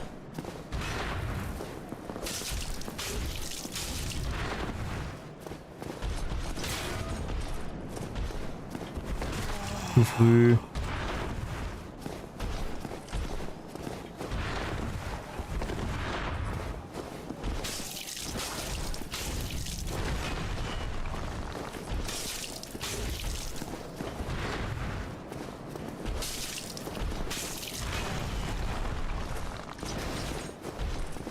Was? Alter.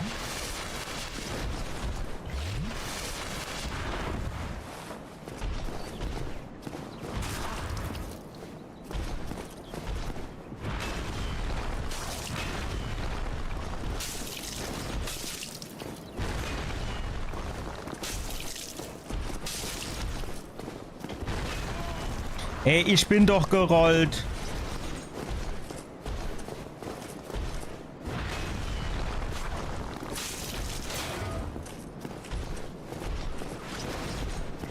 Ey, Alter, wie viel Tränke hat der denn? 20, unendlich viel oder was?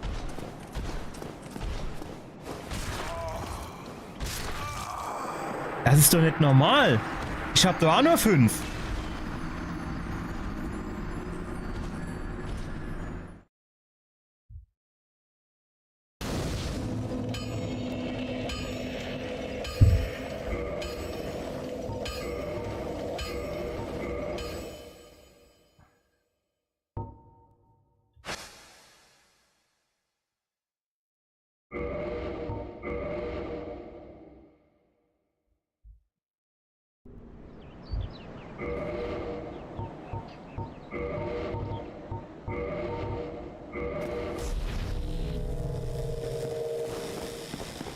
Dann versuchen wir jetzt mal was Neues.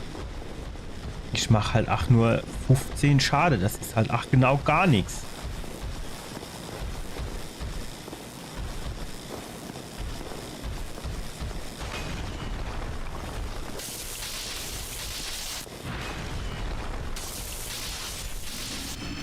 Das ist halt vielleicht echte Überlegung wert.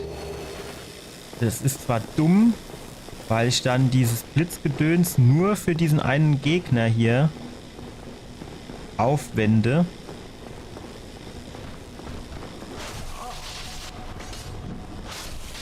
Okay, für 2 Gegner.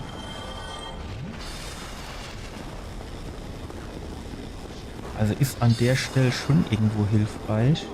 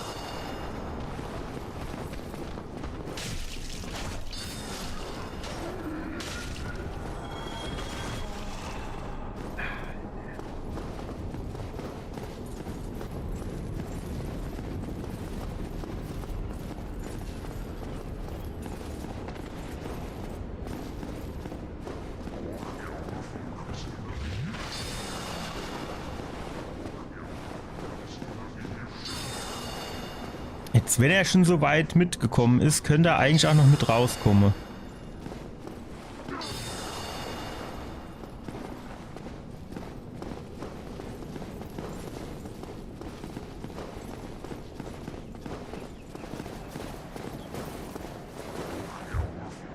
Okay, so weit kommt er dann doch nicht mit, oder was?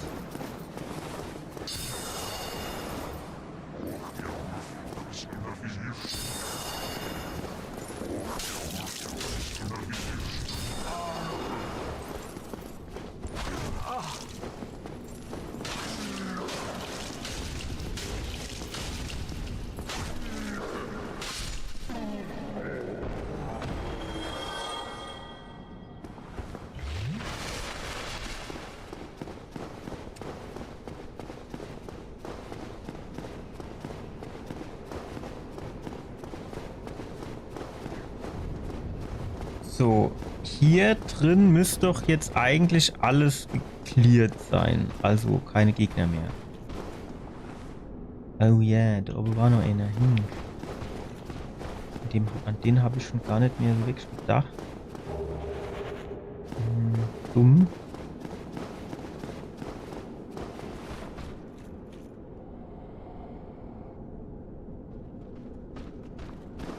Der sieht natürlich auch brutal aus.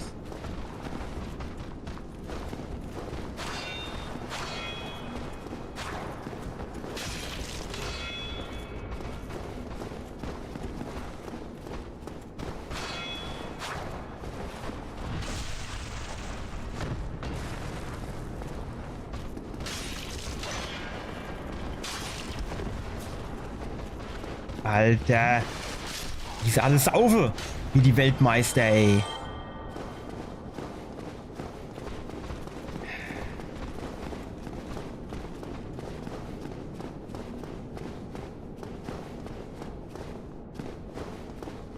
Okay, ist vielleicht jetzt nicht so clever, wenn ich jetzt hier so schnell durchrenne.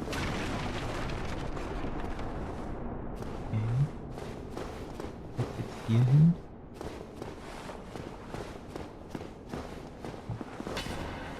Ja, Bevor ich jetzt aber hier... Hier geh ich da? Nein. Hey, wo geht's denn dort lang?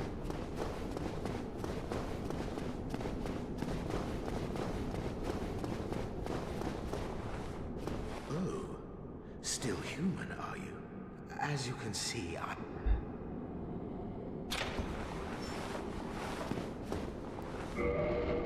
Thank you. I am Knight Lautrec. I truly appreciate this. Yes, very sorry.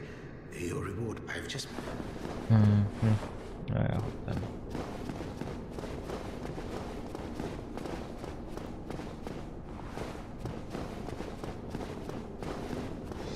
Es ist jetzt natürlich extrem scheiße, dass wir nur mit einer Flasche zu diesem Bossgegner gehen.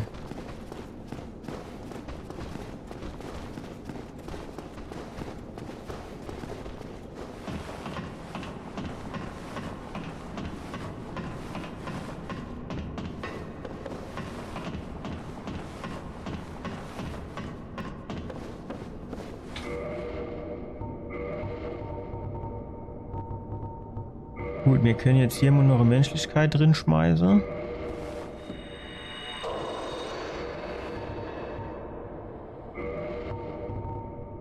Beenden. Und dann können wir hier Import. Dann machen wir hier nämlich ein neuer Spielstand für die Gargoyles.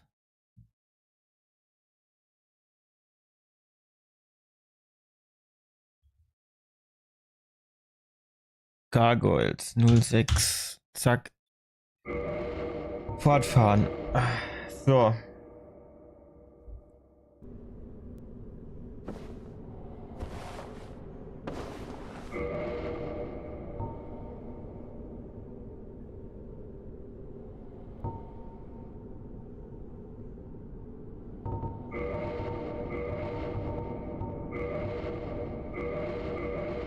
Ja, gucken wir. Also Mal schauen, ob wir genug Zeit haben, dieses komische Pulver hier drauf zu schmieren.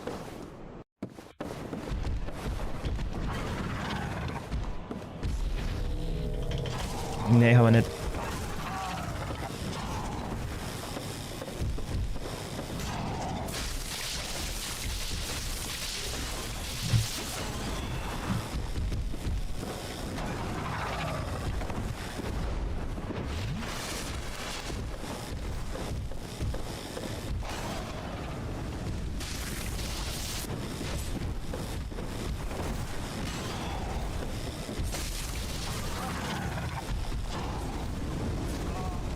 Alter. Ach, jetzt mache die beide Feuer. Ich hab gedacht, nur einer.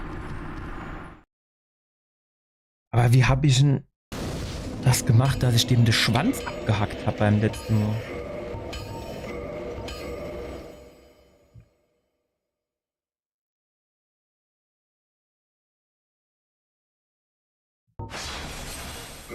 Das verstehe ich jetzt aber tatsächlich nicht.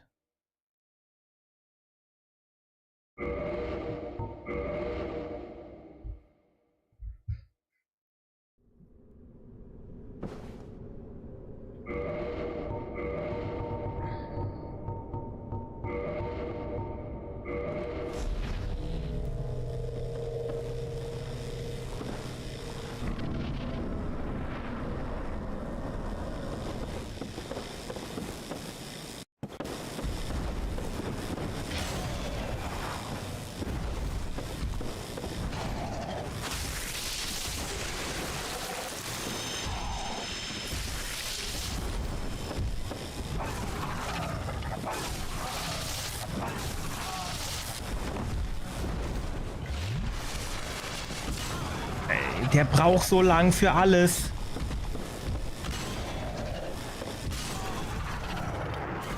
Warum hat denn eigentlich der zweite Gargoyle jetzt auch so wenig Energie nur? Also, ich habe hier eigentlich nur gegen den einen gekämpft. Warum hat denn der zweite auch nur so wenig Energie?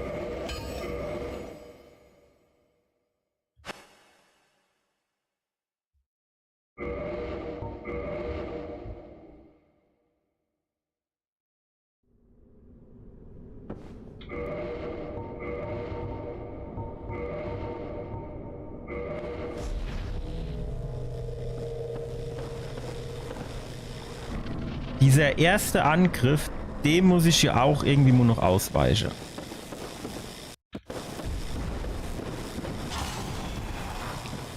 Ich bin entweder zu schnell oder zu langsam. Ich kann machen, was ich will.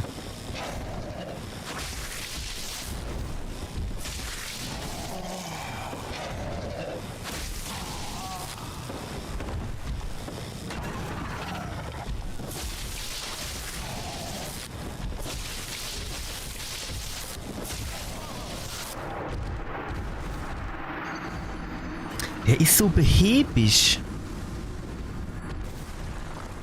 Jetzt zum Beispiel auch mit dem Schwert. Oder mit diesem Rapier, Dolch. Also ne, nicht Dolch, Rapier, Degen, wie auch immer.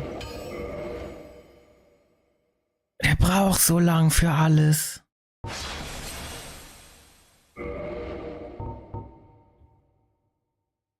Das ist echt merkwürdig.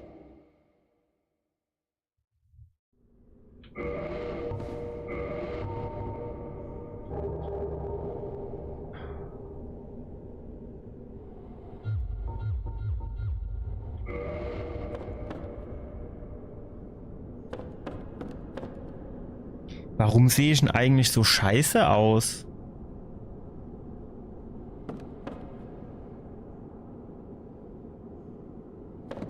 Ich habe gedacht, durch die Menschlichkeit ist es dann irgendwie wieder auf Hack.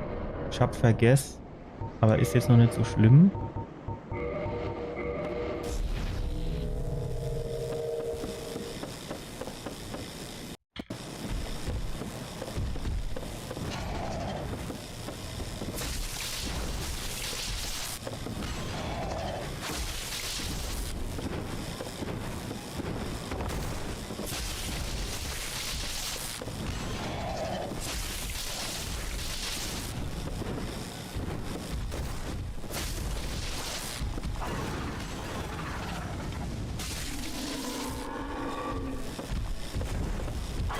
Alter.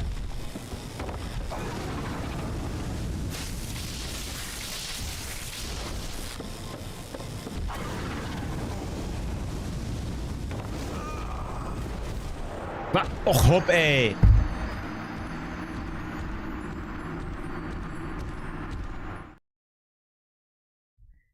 Also so die Menge an Schaden, die das hier macht, die ist manchmal echt ein bisschen merkwürdig.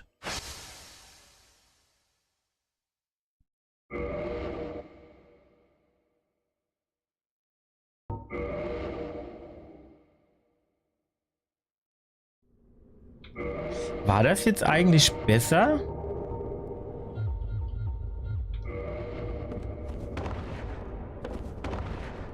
Es ist schon geiler jetzt, ne?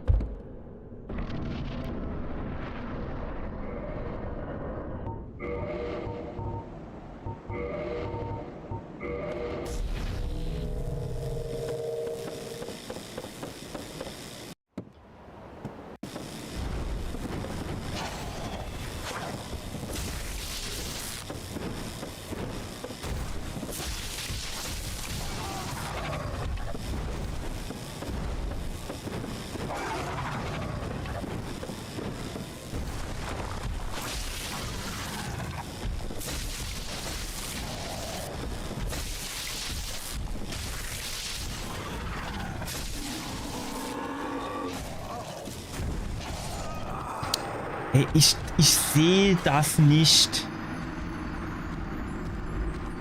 Ich habe aber auch keine Ahnung, wie man sowas besser lösen könnte. Aber also diese Kamerasteuerung ist eigentlich in alle Dark Souls Teile echt aus der Hölle.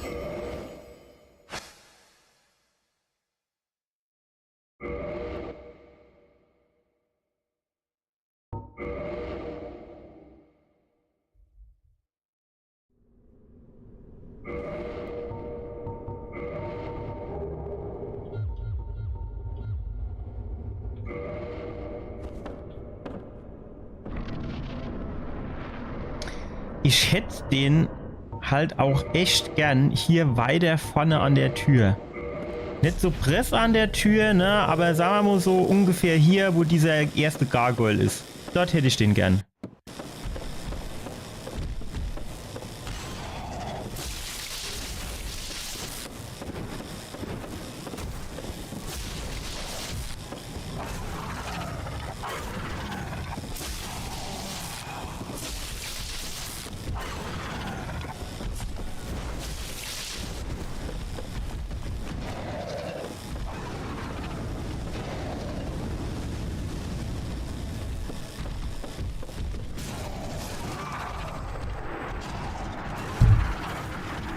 In dem Moment, wo ich auf Springe drücke, kommt der erste Stoß. Und als ich aufstehen will und gerade das zweite Mal auf Springe drücke will, kommt der zweite von dem anderen.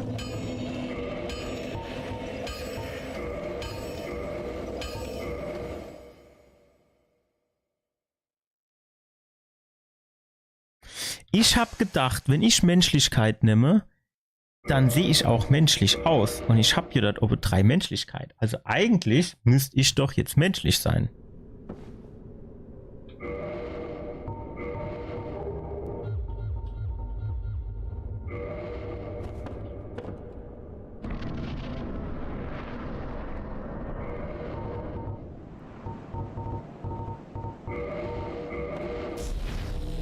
Ich finde das eigentlich mit Harz ganz gut.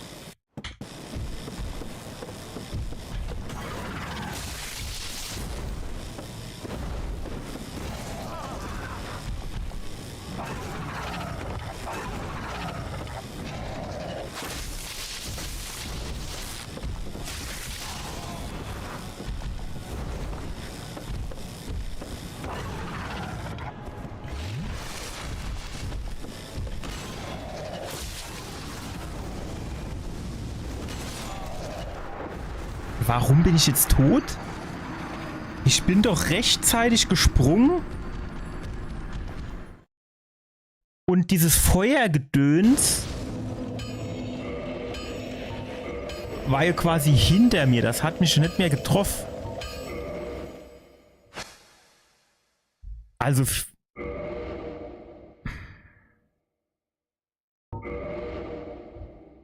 Verstehe ich nicht. Verstehe ich nicht.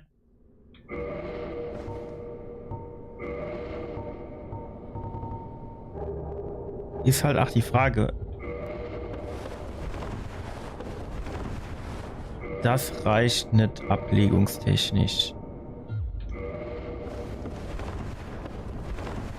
Das reicht schon immer. Haben wir wenigstens ein bisschen mehr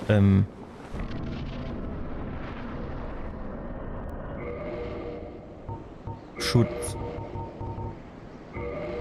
Denke ich.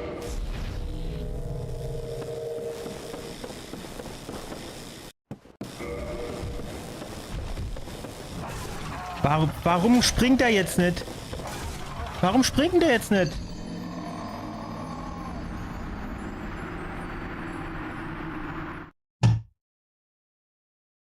Der hat weder gehauen noch gesprungen. Warum? Ey, ich raff das nicht. Ja, ja.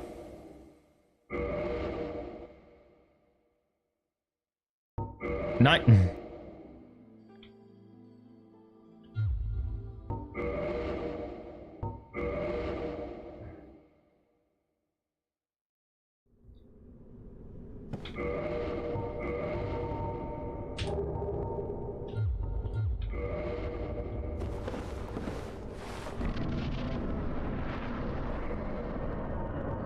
Also. Auf ein neues.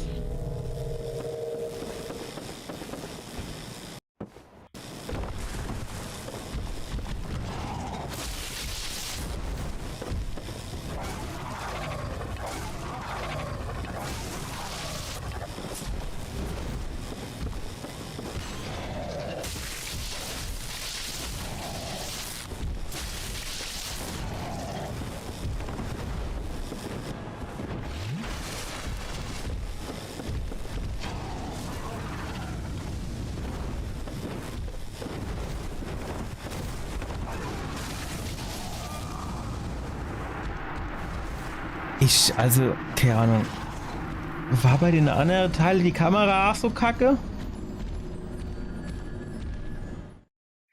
Aber ich glaube, was diese Kameraführung so kacke macht, ist zum großen Teil auch die Tatsache, dass du dieses Anvisieren machen musst.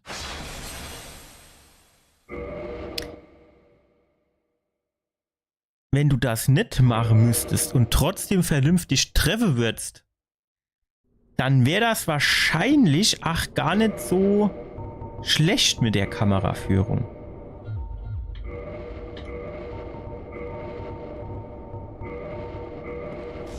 Ach so, naja, das haben wir eigentlich mehr erst gemacht, mehr drin sind. Ne?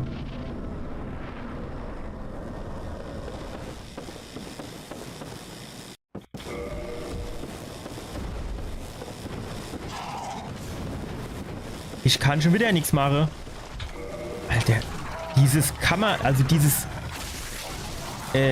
Menü links oben in der Ecke oder rechts oben, wo man es genau gar nicht sieht.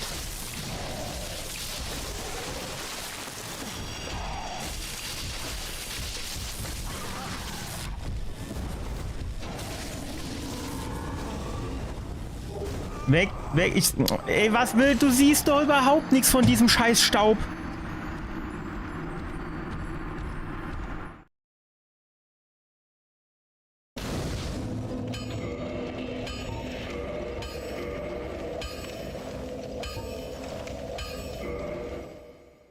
Man sieht nix. Also die Kamera ist doch eh schon schlecht.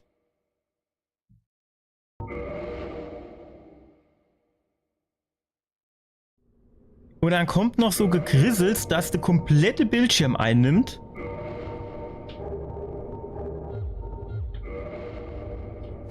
So. Also eigentlich, es wäre halt geil, wenn man den ersten Gargoyle weg hätte, bevor der zweite kommt. Dann können wir den zweiten in Ruhe alleine machen.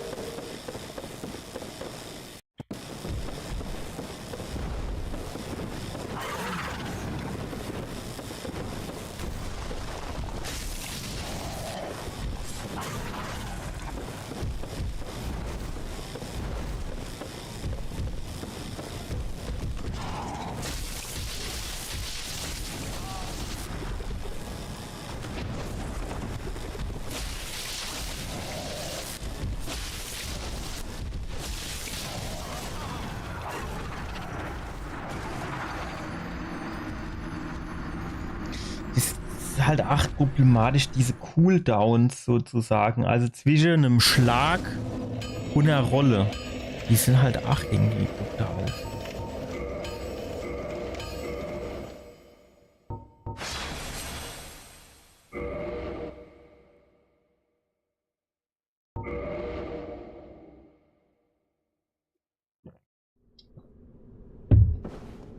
Eigentlich sind diese Gargoyles doch gar nicht so schwer. Aber ich stelle mich halt auch extrem dumm dran.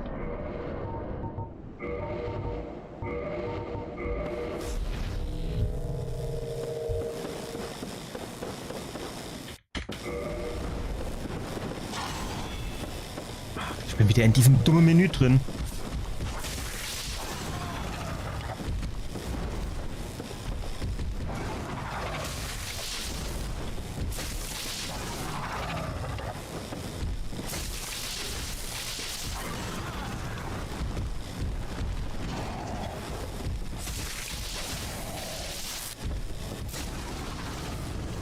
Ja, jetzt kommt der andere von hinten, ist klar.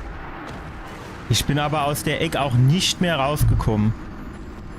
Der hatte Weg zu der Tür vor versperrt. Hinter mir, gut, war der Abgrund.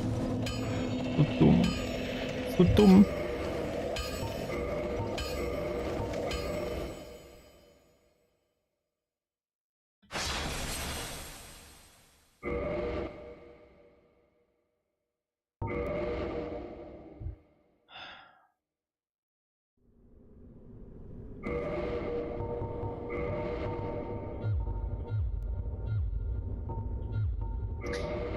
Die Maus, die ist auch irgendwie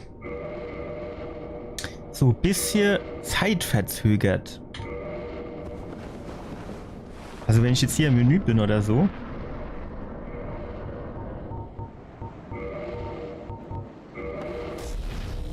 Hier, das Menü ist weg. Warum ist das manchmal weg und manchmal bleibt's?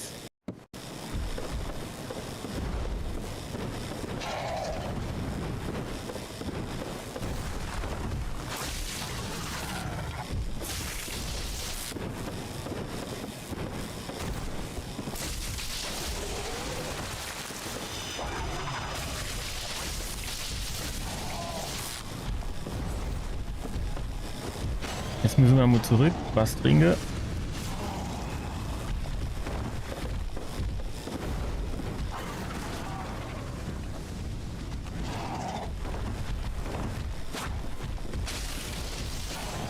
Wenn die nicht in die Luft springen würde, wird es hier noch gehen. Das ist, wenn die zu zweit sind, ist es einfach kacke. Der erste muss weg, bevor der zweite da ist. Weil sonst muss ich 2 Gegner im Auge behalten. Dann gucke ich, wann der ein Feuer spuckt. Und in der Zwischenzeit sehe ich aber nicht, ob der Anna ausholt für mit seinem Scheiß. Was ist das? Hellebarde? Zuzuhauen.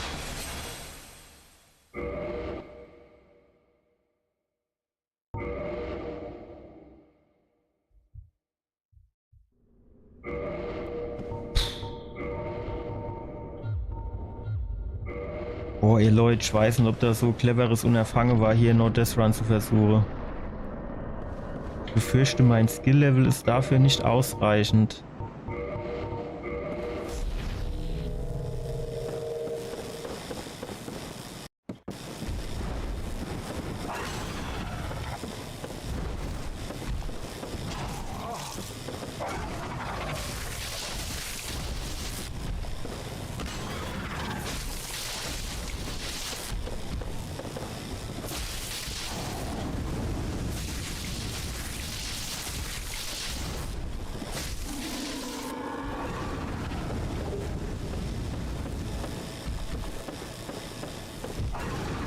Nein, seitlich.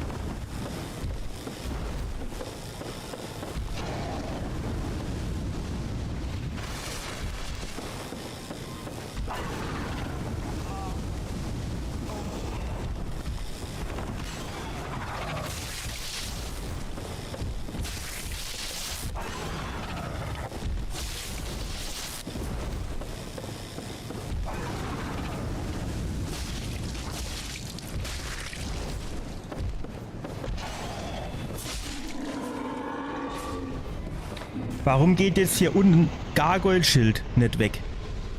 Ich habe jetzt noch nicht wo gesehen, wie viel Energie der noch hat. Das war jetzt eigentlich nicht so schwer, ne? Aber keine Ahnung.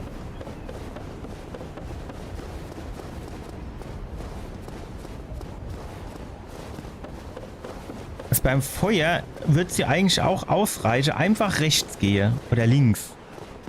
Also seitlich halt.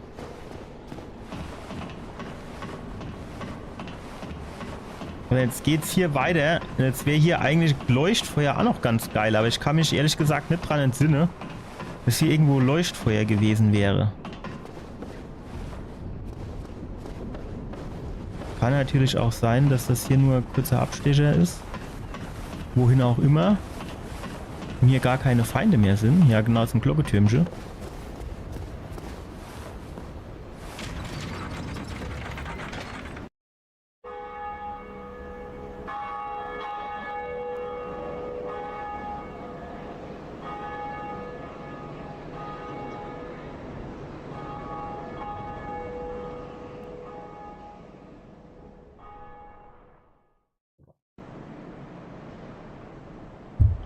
Aber jetzt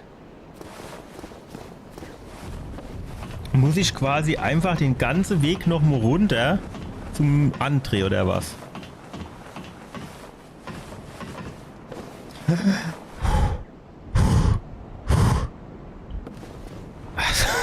War wieder extrem enger dabei. Hier auf diesen Zwischenebene gibt's nichts, ne? Das müsste man sich auch noch überlegen, wie man dorthin kommt, unter Umstände. Alter, ich hab schon einen Schreck bekommen. Ich hab gedacht, wo kommt denn der? Aber der... Greeting. I am Oswald of Career. No peerless. To like fate. Cometh out to confess? Or to...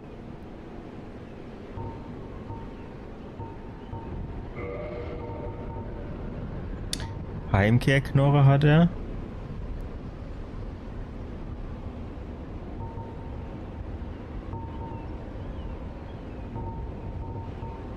Das mit dem Fluchgedöns ist jetzt vielleicht gar nicht so kacke, wenn man ehrlich ist.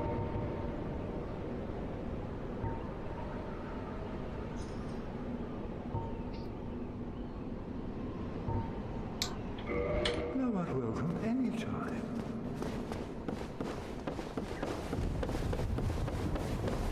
Jetzt muss ich einfach schlicht wieder zurückgehen oder was? Hier geht es denn sonst nicht weiter. Das ist irgendwie ein bisschen unbefriedigend eigentlich.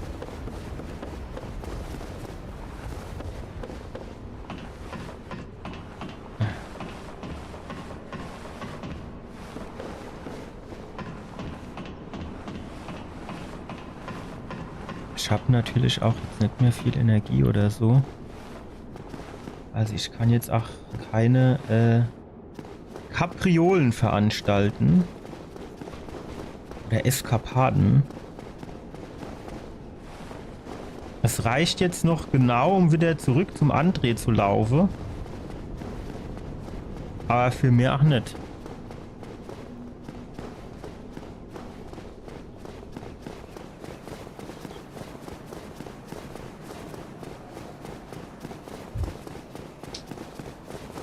Also die Gargoyles, die müssen wir noch ein bisschen üben, würde ich sagen. Vielleicht sollte man, muss ich so Ziel setzen, diesen No-Death-Run, der muss jetzt auch nicht... Also, dass man so sagt, es gibt hier so verschiedene Punkte für Gegner, dass man so ein bisschen sagt, okay, so und so viele Punkte hätte ich gern mindestens.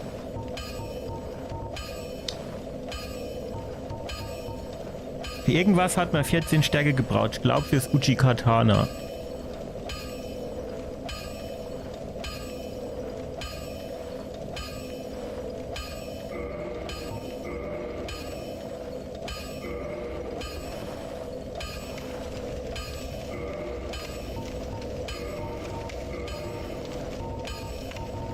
Ich meine fürs Uchi-Katana.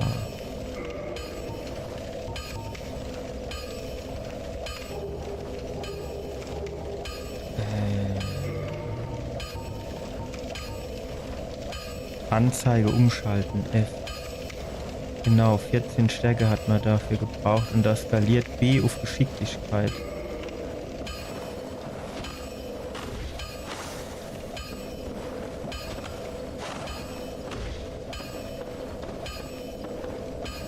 Ja. Gut.